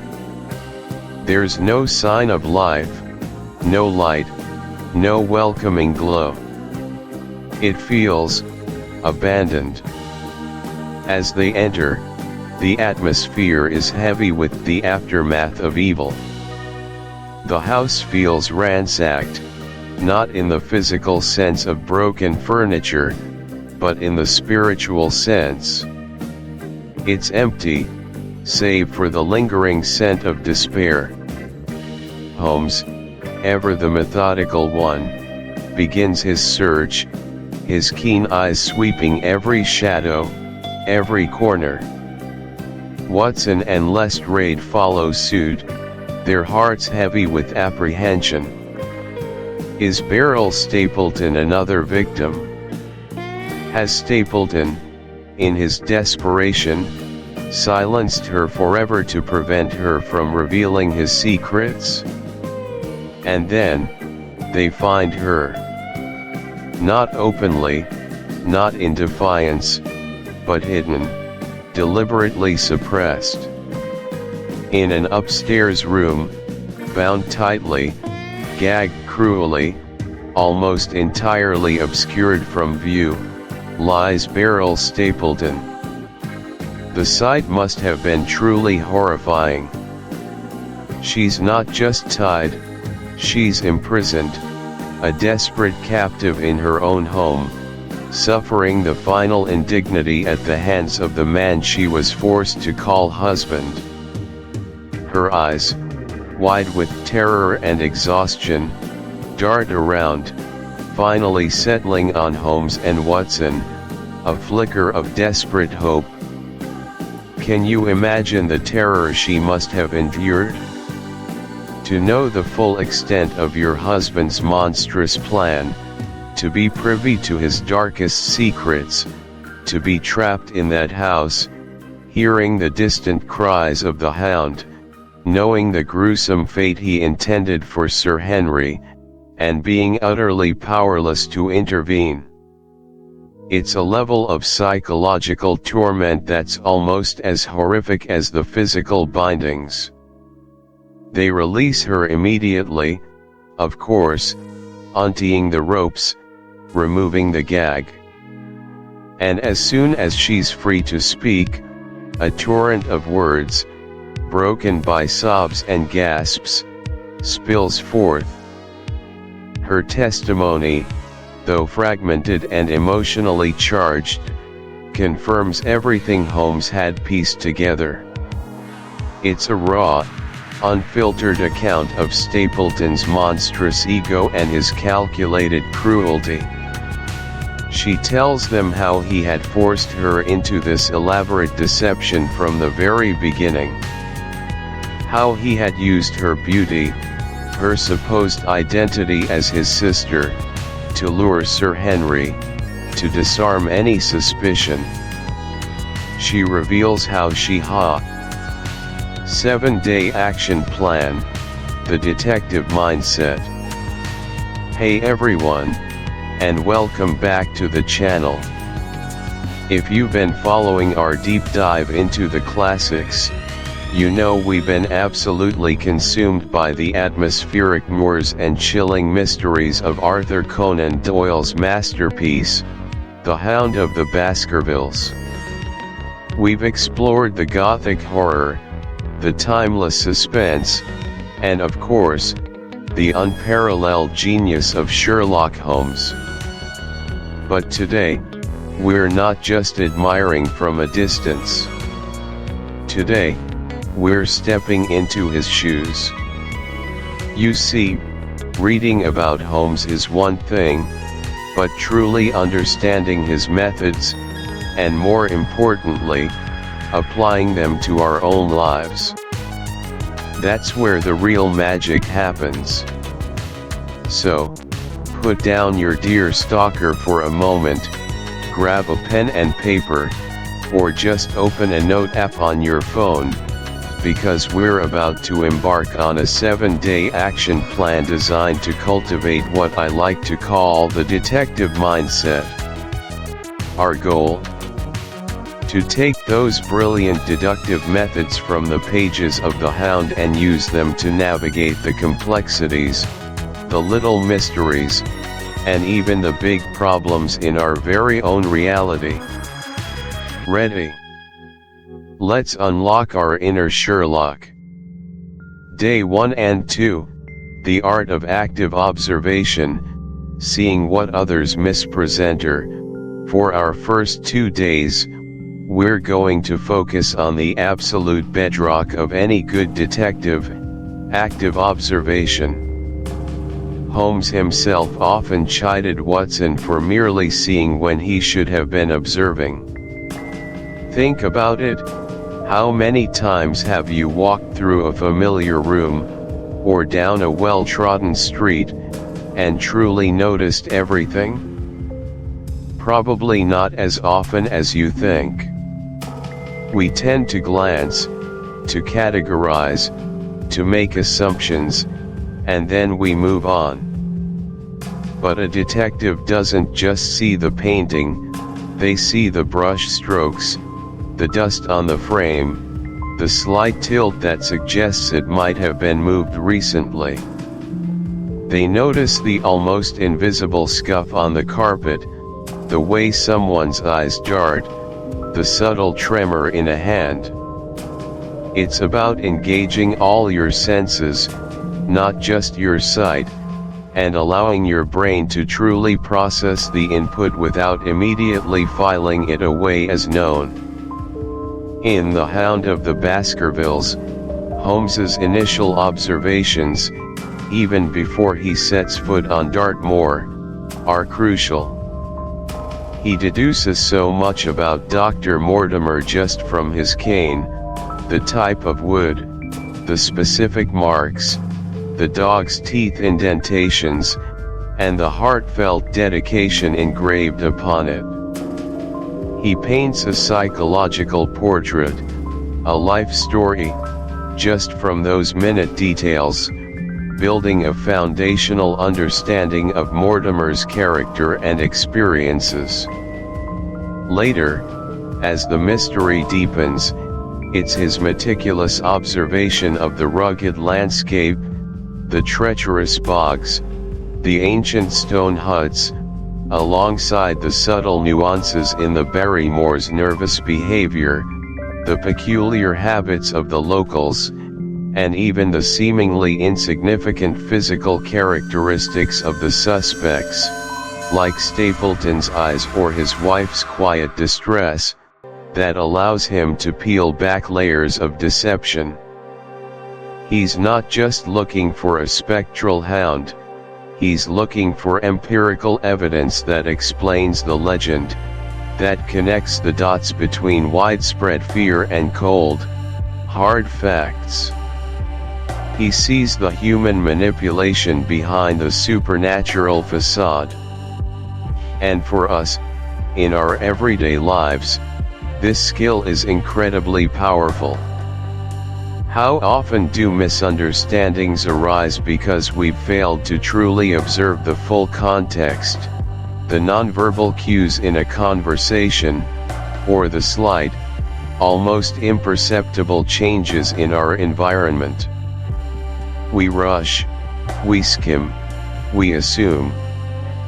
I remember once, I was trying to figure out why my houseplants kept dying, despite my best efforts, regular watering, ample light, everything I thought they needed. It wasn't until I truly observed them, actively, not just a quick glance, that I noticed a very subtle, almost imperceptible sticky sheen on the leaves of one plant, and a peculiar, slightly oily residue on the windowsill beneath another. It wasn't lack of water or light. It was an infestation of tiny, almost invisible spider mites, which I'd overlooked repeatedly. Once I saw those specific details, the solution became clear, and I could act effectively. 1. The New Eyes exercise. Choose a place you visit frequently, your kitchen, your office workspace, a specific corner of your living room, or your daily commute path. For the next 15 to 20 minutes, dedicate yourself to seeing it as if you've never laid eyes on it before. What details jump out that you've always filtered out? The specific grain in the wood table? The subtle scuff marks on the floor by the fridge that hint at years of traffic? The unique pattern of condensation on the window after a cold night? The faint smell of stale coffee lingering in the air? The way the light catches a particular object, revealing a hidden texture or color. Push yourself to list at least 15 things you've never consciously noticed before, writing them down to solidify the observation. Two people watching, Holmes style, when you're in a public place, a coffee shop, a park bench, a waiting room, or even just observing family members at dinner. Gently observe someone from a distance. Without judgment, without making up elaborate stories, just observe the objective facts. What can you deduce about their profession from their choice of attire and accessories? Their current mood from their posture, are they hunched, expansive, or restless? Their habits from their repeated movements, do they constantly check a watch, tap their foot, or fiddle with a particular object? Are their shoes worn unevenly on one side, suggesting a particular gait? Can you gather any clues about their personality, recent activities, or even anxieties? Remember, this isn't about being intrusive or creepy, it's about training your brain to pick up on objective, nonverbal cues that tell a story, much as Holmes might assess a new client before they even utter a word. 3. The before and after challenge. Pick a small, contained area in your home, like a shelf of books, a bedside table, or your desk. Take a very detailed mental snapshot of its current state, note the precise arrangement of items, their angles, any small specks of dust. Then, later in the day, after others, or even you yourself, have interacted with that space, revisit it. What's changed? Has a book been moved a fraction of an inch? Is a cup left behind that wasn't there before? Has a remote control been subtly repositioned or turned differently? Has a window been opened, shifting a paperweight? This trains your brain to register discrepancies and anomalies, which is absolutely vital for spotting clues in any investigation, whether it's a fictional mystery or a real-life puzzle. The goal here isn't to become a super spy overnight or to make everyone around you feel scrutinized. It's to retrain your senses, to push past the superficial, automated way we often perceive the world, and to build a foundational habit of truly engaging with your environment. It's about slowing down, focusing intently, and letting your mind capture more than just the broad strokes. This is the first, most crucial step in seeing the patterns, uncovering the hidden clues, and discerning the truth that often lies hidden in plain sight. Day 3 and 4, separating fact from emotion, banishing the Baskerville superstition. Presenter. Now, as we move into day 3 and 4, we're tackling something that plagues not just the residents of Dartmoor, but all of us in varying degrees, the insidious, often overwhelming power of emotion and superstition to cloud our logical judgment. The Hound of the Baskervilles is absolutely steeped in it. The very premise revolves around a chilling, generations-old legend of a spectral, demon-like hound, a terrifying family curse, and the palpable fear that grips not only the Baskerville family but the entire surrounding community. Dr. Mortimer, for all his scientific background and modern sensibilities, is initially swayed by the supernatural explanation, presenting the legend with a genuine sense of dread. Sir Henry is profoundly terrified by the dark tales, and the gloomy, atmospheric moor itself, with its treacherous bogs and haunting sounds, plays perfectly into these primal fears, making the rational seem utterly impossible.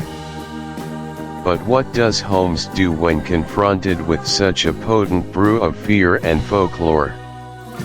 He doesn't dismiss the legend outright as mere nonsense, understanding its psychological impact. However, he also doesn't accept it as a factual, supernatural occurrence. Instead, he acknowledges the effect of the legend, the terror it inspires, the way it makes people behave irrationally, the convenient cover it provides, but he relentlessly searches for a logical, earthly explanation. He systematically strips away the Gothic horror, the ancestral curses, and the dramatic embellishments, and looks for the human hand, the tangible motive, the mechanical means. He constantly asks, what is the verifiable evidence here? What are the objective facts I can confirm? He refuses to let the terrifying atmosphere or the deeply ingrained local beliefs deter him from seeking a rational, empirical solution. He understands that a powerful illusion can be built from human fear and the right set of circumstances.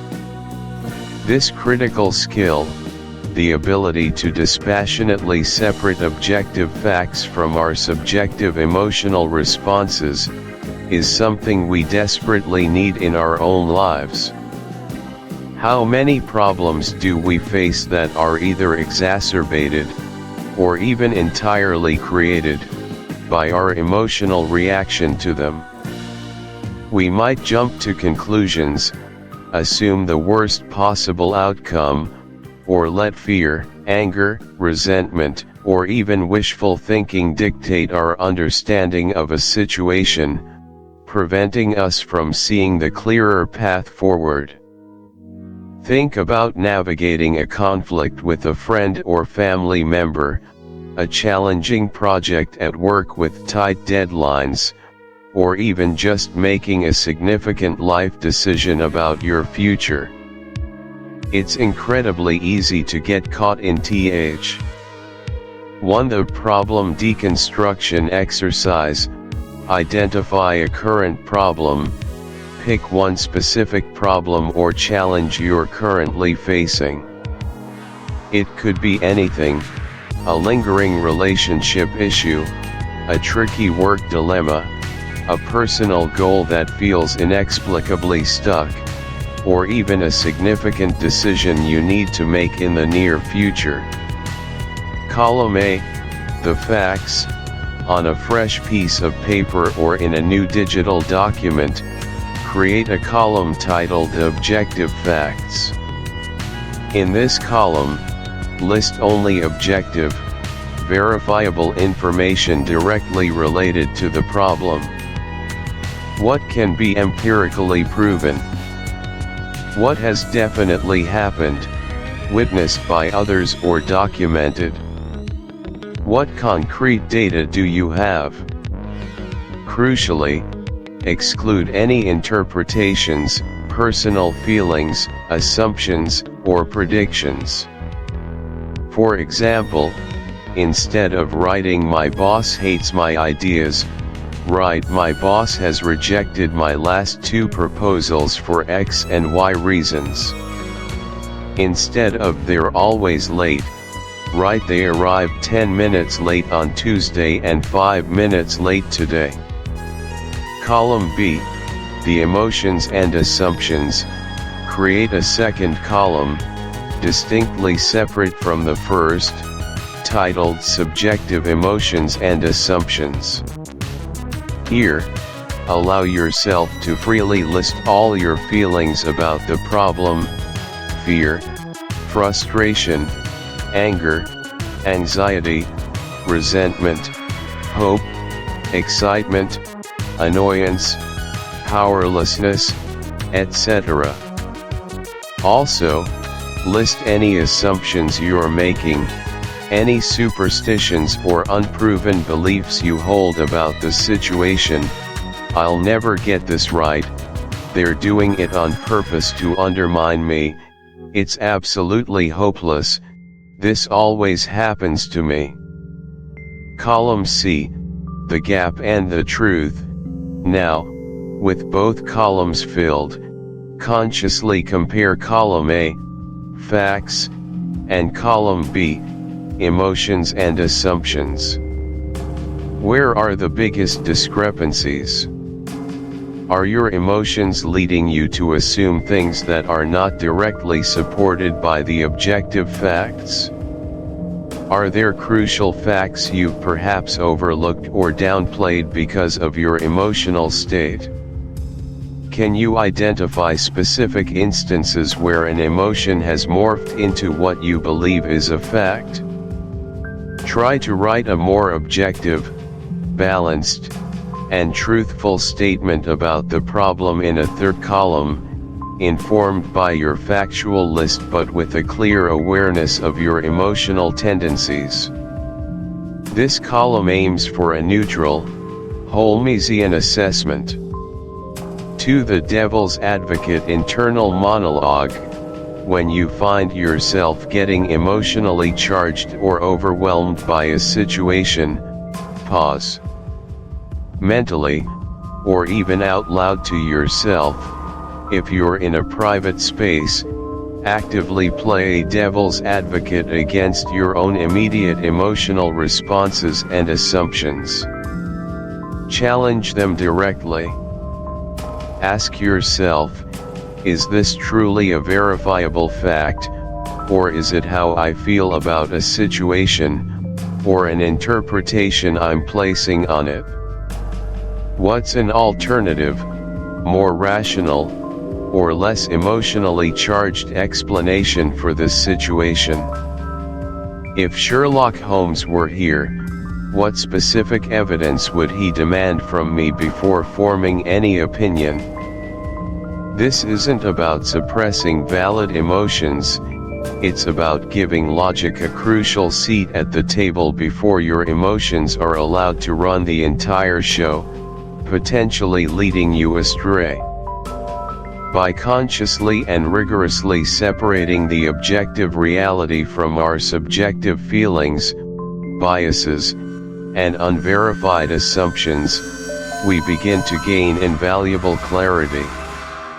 We move from being passive victims of our own internal narratives to becoming active, logical problem solvers, much like Holmes methodically dissecting the layers of the Baskerville curse to reveal the human machinations beneath. This is how we begin to see the true culprit, not the phantom, in the mysteries of our daily lives. Day 5, 6 and 7, Building Your Mind Palace, Organizing Your Inner World.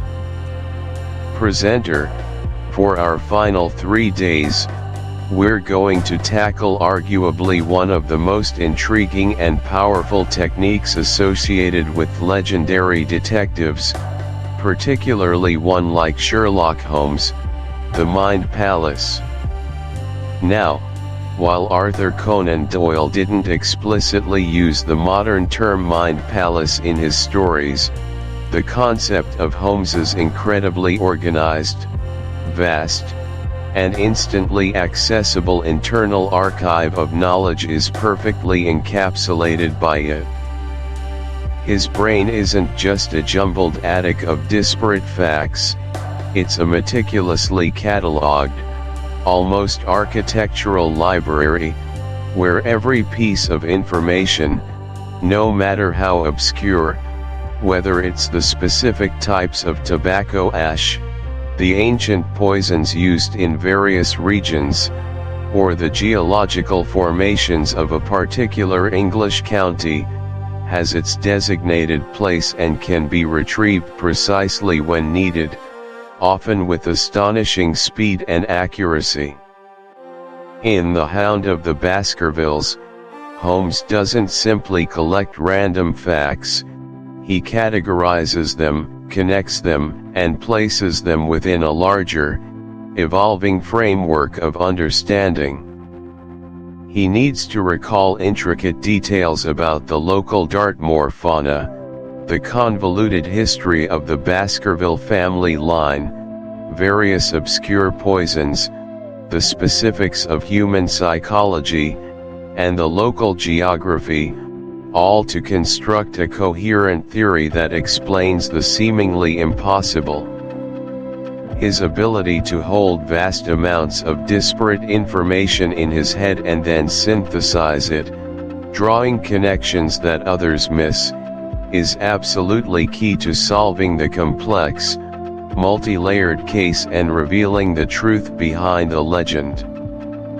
So, what exactly is a mind palace? It's an ancient, proven memory technique, also known as the method of loci, meaning places in Latin, where you consciously associate pieces of information with specific, distinct locations or objects within a familiar imagined physical space, like your childhood home, a favorite park you frequent, a well-known museum, or a journey you regularly take. By mentally walking through this pre-established space, you can retrieve the information linked to each spot. It cleverly leverages our innate spatial memory, which is surprisingly robust and resilient. For instance, you might struggle to remember a random list of 20 words, but you'd likely remember precisely where you left your car keys or your phone in your own house, even if you're momentarily frustrated. The mind palace technique simply harnesses that natural, powerful ability. And this isn't just some esoteric trick for memorizing phone books or playing detective in fiction. It's a genuine game changer for organizing your thoughts, remembering key details for woe. To populate your palace with information, choose a specific list of information you want to memorize or organize. This could be anything: the key plot points and character motivations of The Hound of the Baskervilles, a list of tasks for the upcoming week, the names of important contacts for a new project, the main arguments for a presentation, or even just your grocery list. Now, associate each item on your chosen list with a specific, distinct station in your mind palace. The critical trick here is to make these associations as vivid, unusual, multi-sensory, and even bizarre as possible. The more bizarre, funny, emotionally resonant, or physically exaggerated the image you create, the better you will remember it. Don't be afraid to make it ridiculous. Practical example: if your first item on a daily to-do list is check email and your first station is your front door, imagine an oversized, glowing email icon stuck to your front door, perhaps with tiny digital letters fluttering out like confetti every time you try to open it. Or the sound of 1,000 notification pings emanating from it. Practical example: if your second item is buy milk and your second station is your coat rack, imagine your coat rack draped with dozens of white milk cartons, some overflowing and spilling, some with tiny, disgruntled cows peeking out of them, mooing loudly. Hound of the Baskervilles example: if you were memorizing the characters and their roles, visualize Sir Henry at your front door, looking thoroughly confused and clutching a copy of the Baskerville wool. Dr. Mortimer is by your coat rack, enthusiastically showing you the legendary cane and his small spaniel. Stapleton is in your living room, meticulously pinning exotic butterflies to your curtains, with a sly, knowing look.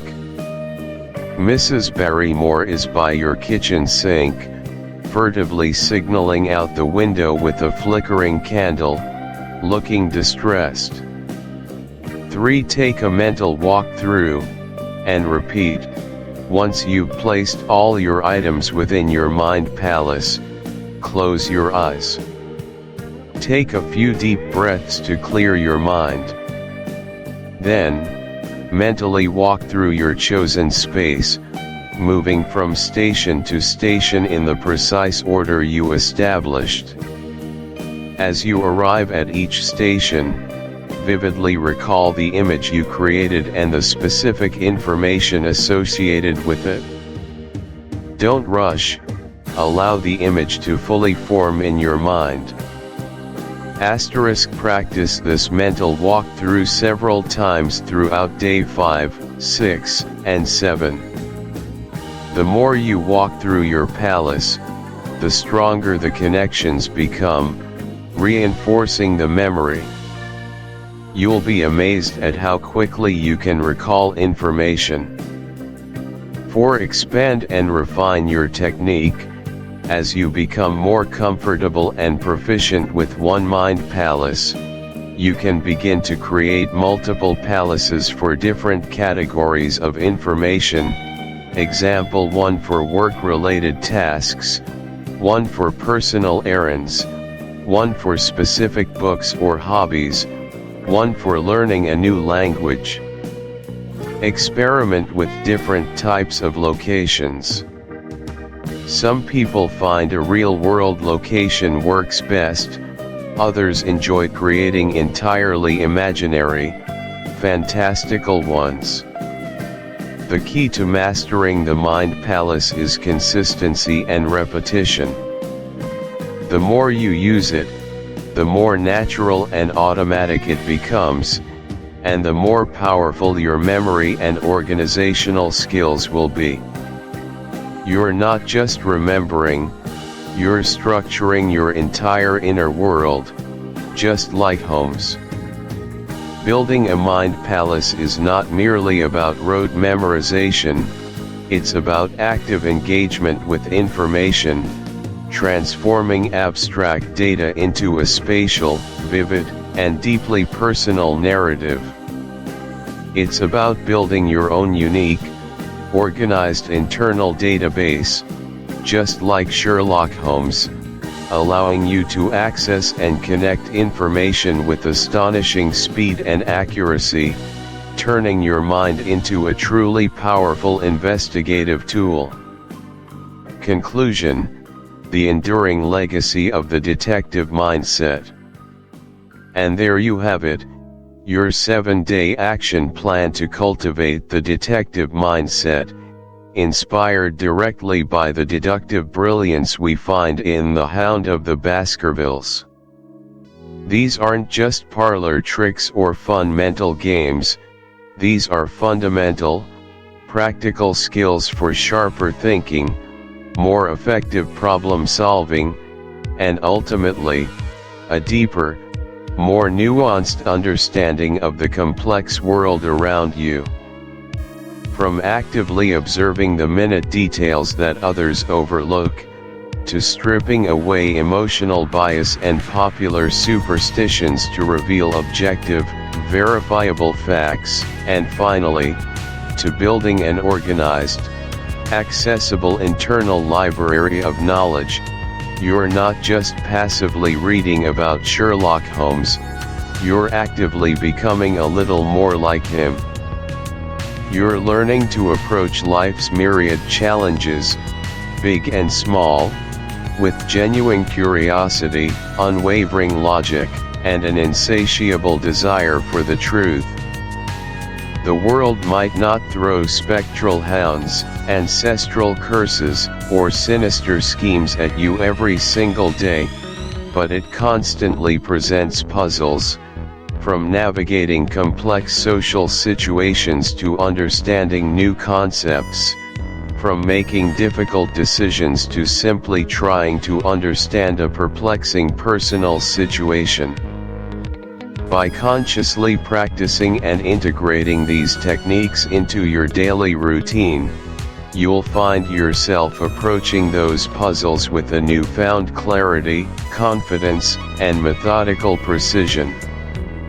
You'll move from merely reacting to situations to actively understanding, dissecting, and ultimately shaping your own reality. So, I genuinely encourage you to truly commit to this 7-day plan. Share your experiences in the comments below.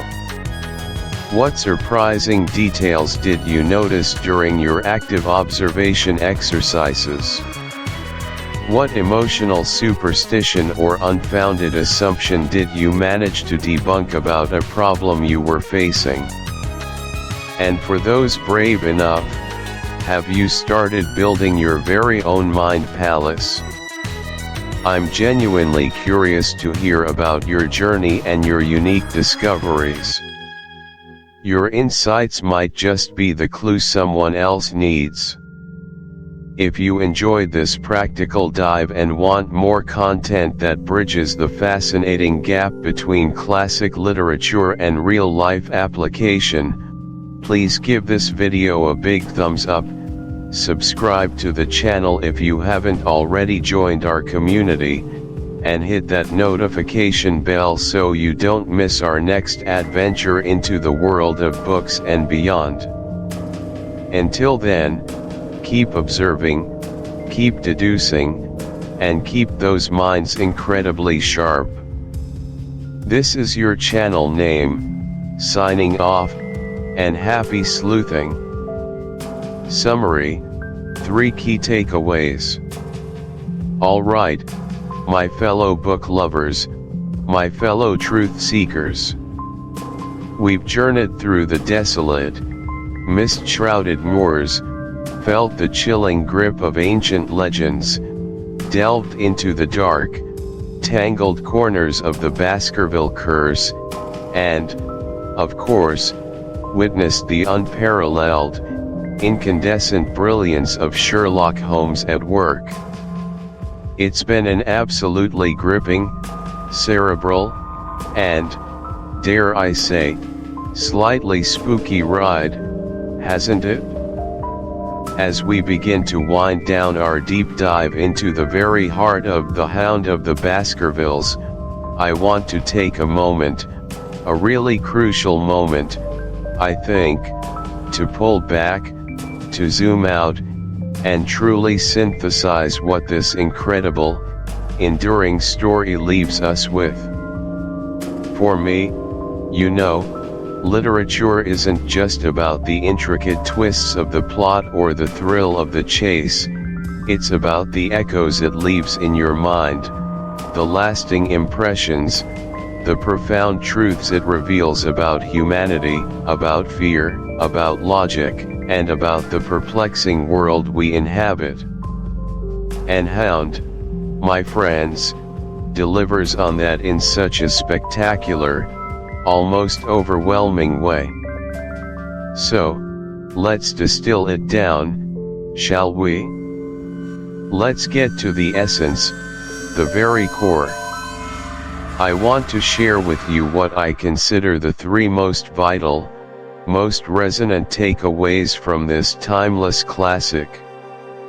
These are the powerful threads that, once woven together, truly reveal the genius of Sir Arthur Conan Doyle, and, more importantly, illuminate precisely why this book continues to captivate and challenge readers over a century after its first publication.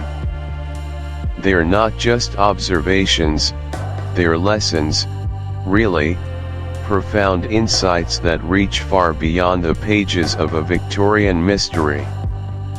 Takeaway number 1, the triumphant, unyielding power of reason over superstition and fear. You know, from the very first rustle of the pages, from Dr. Mortimer's initial, almost frantic tale in that cozy Baker Street flat, the Hound of the Baskervilles wraps you in an atmosphere of ancient dread. There's this pervasive, almost suffocating sense of the supernatural, isn't there? It's palpable. The old legend of the depraved Sir Hugo Baskerville, his vile, unforgivable deeds against a young woman, and the subsequent, terrifying curse of a spectral, demonic hound haunting his family line. It's a narrative steeped in the kind of chilling folklore that doesn't just give you goosebumps, it burrows deep into your subconscious. And Conan Doyle, he's an absolute master, a true architect of atmosphere, at setting that stage. We're immediately plunged into the bleak, foreboding, and utterly mysterious Devonshire moors, a landscape that perfectly mirrors the internal landscape of fear, uncertainty, and encroaching madness that grips not just the Baskerville family, but the superstitious local villagers, too. Even the usually logical, methodical Dr. Mortimer, a man of science, initially approaches Holmes with this tale of a ghostly beast, genuinely believing that some otherworldly, malevolent force is actively at play. The fear of this spectral entity is so deeply ingrained, so historically powerful, that it utterly paralyzes reason. It creates an environment where every shadow dances with menace, every strange, mournful sound carried on the wind becomes a portent of doom, every unexplained death is immediately, automatically, attributed to the infernal curse.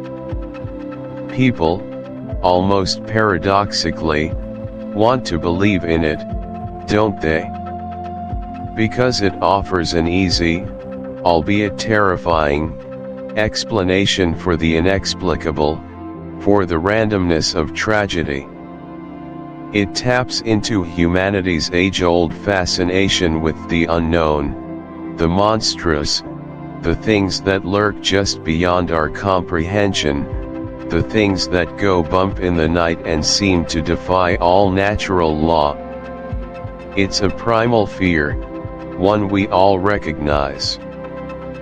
But then, into this thick, oppressive fog of fear, superstition, and ancient myth, steps the sharp, incisive figure of Sherlock Holmes. Or, initially, his brilliant, though sometimes endearingly flawed, surrogate, Dr. Watson, who, despite his own occasional lapses into the romantic and the dramatic, is always striving for the unvarnished truth. And what ho! CTA, join the Baker Street Irregulars. And so, my dear fellow travelers, our captivating journey through the mist-shrouded moors of Devonshire, into the heart of the Baskerville curse, and face to face with the chilling spectre of the Hound, finally draws to its magnificent close. We've walked alongside Dr. Watson, felt the piercing intellect of Sherlock Holmes from afar, and perhaps, like me, you've found yourself utterly absorbed in the intricate web of deceit spun by a truly formidable villain. What a ride it's been, wouldn't you agree? The shadows, the secrets, the sheer suspense of it all, it's a testament to Conan Doyle's enduring mastery. Now, before you go wandering off back into the hustle and bustle of your own world, perhaps to pick up another classic or simply ponder the depths of human villainy, I have a burning question that I simply must ask you, a question that, for me, often separates the keen-eyed observers from those, well, who perhaps enjoy the immersive ride a little too much to worry about the ultimate destination. As the layers of this classic mystery were peeled back, clue by tantalizing clue, did you manage to deduce the true identity of the mastermind behind the Baskerville horror? Did you see through the brilliant disguise of Stapleton, the seemingly innocuous naturalist with his butterfly net, to the cold-blooded murderer lurking beneath that mild-mannered facade? Or, like many of us, and I confess, sometimes even myself on a reread, was the final revelation a gasp-worthy moment that left you marveling at Conan Doyle's genius, and perhaps, at Holmes's seemingly supernatural ability to connect the most disparate of dots? I am genuinely fascinated to know your thoughts. So, please, descend into the comments section below. Think of it as our very own Baker Street study, cleared for a lively post-case discussion. Tell me, what were your theories as you read or listened along? What red herrings cleverly led you astray, sending you down the wrong path like poor Dr. Mortimer with his superstitious dread? Did you spot that crucial detail that I, or even Watson in his earnest but sometimes myopic observations, might have overlooked? Let's turn this space into a vibrant forum where we can all share our deductions, our aha moments, and perhaps even our "oh, I should have seen that" revelations.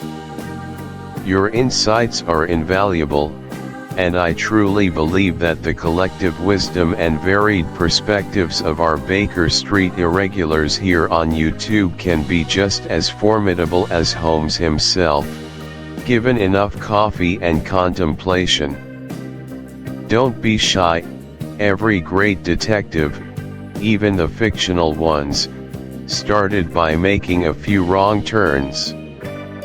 And if you've found yourself truly enjoying this particular style of literary exploration, this blend of immersive storytelling, where we don't just talk about the book, but truly experience it together, feeling the fog on our faces and the dread in our hearts, combined with a personal, conversational analysis that aims to bring these timeless tales to vivid life, making them feel fresh and relevant even today, then I would be absolutely thrilled if you'd consider giving this video a hearty thumbs up. That simple click, that little like button, is far more powerful than you might imagine. It's a direct signal to YouTube's algorithms that this kind of deep dive, this kind of narrative journey into the heart of a great book, resonates deeply with you. It helps others who share our passion for literature, for compelling narratives, and for unraveling good mysteries, to discover this channel, to find their way to our growing community. And honestly, Beyond the algorithms, it's a wonderful shot of encouragement for me, knowing that these hours spent crafting these journeys, researching, narrating, and bringing these stories to you, are truly connecting. It tells me we're doing something right, and it fuels my passion to keep crafting these narrative explorations for you, my fellow book lovers.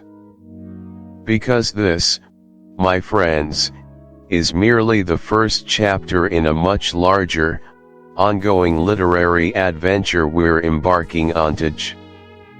Thank you for listening to this audiobook. If you found value, meaning, or inspiration in this journey, please remember to like the video, subscribe to the channel, and turn on notifications so you won't miss the next chapter. Your support helps us bring more timeless classics to life. See you in the next reading.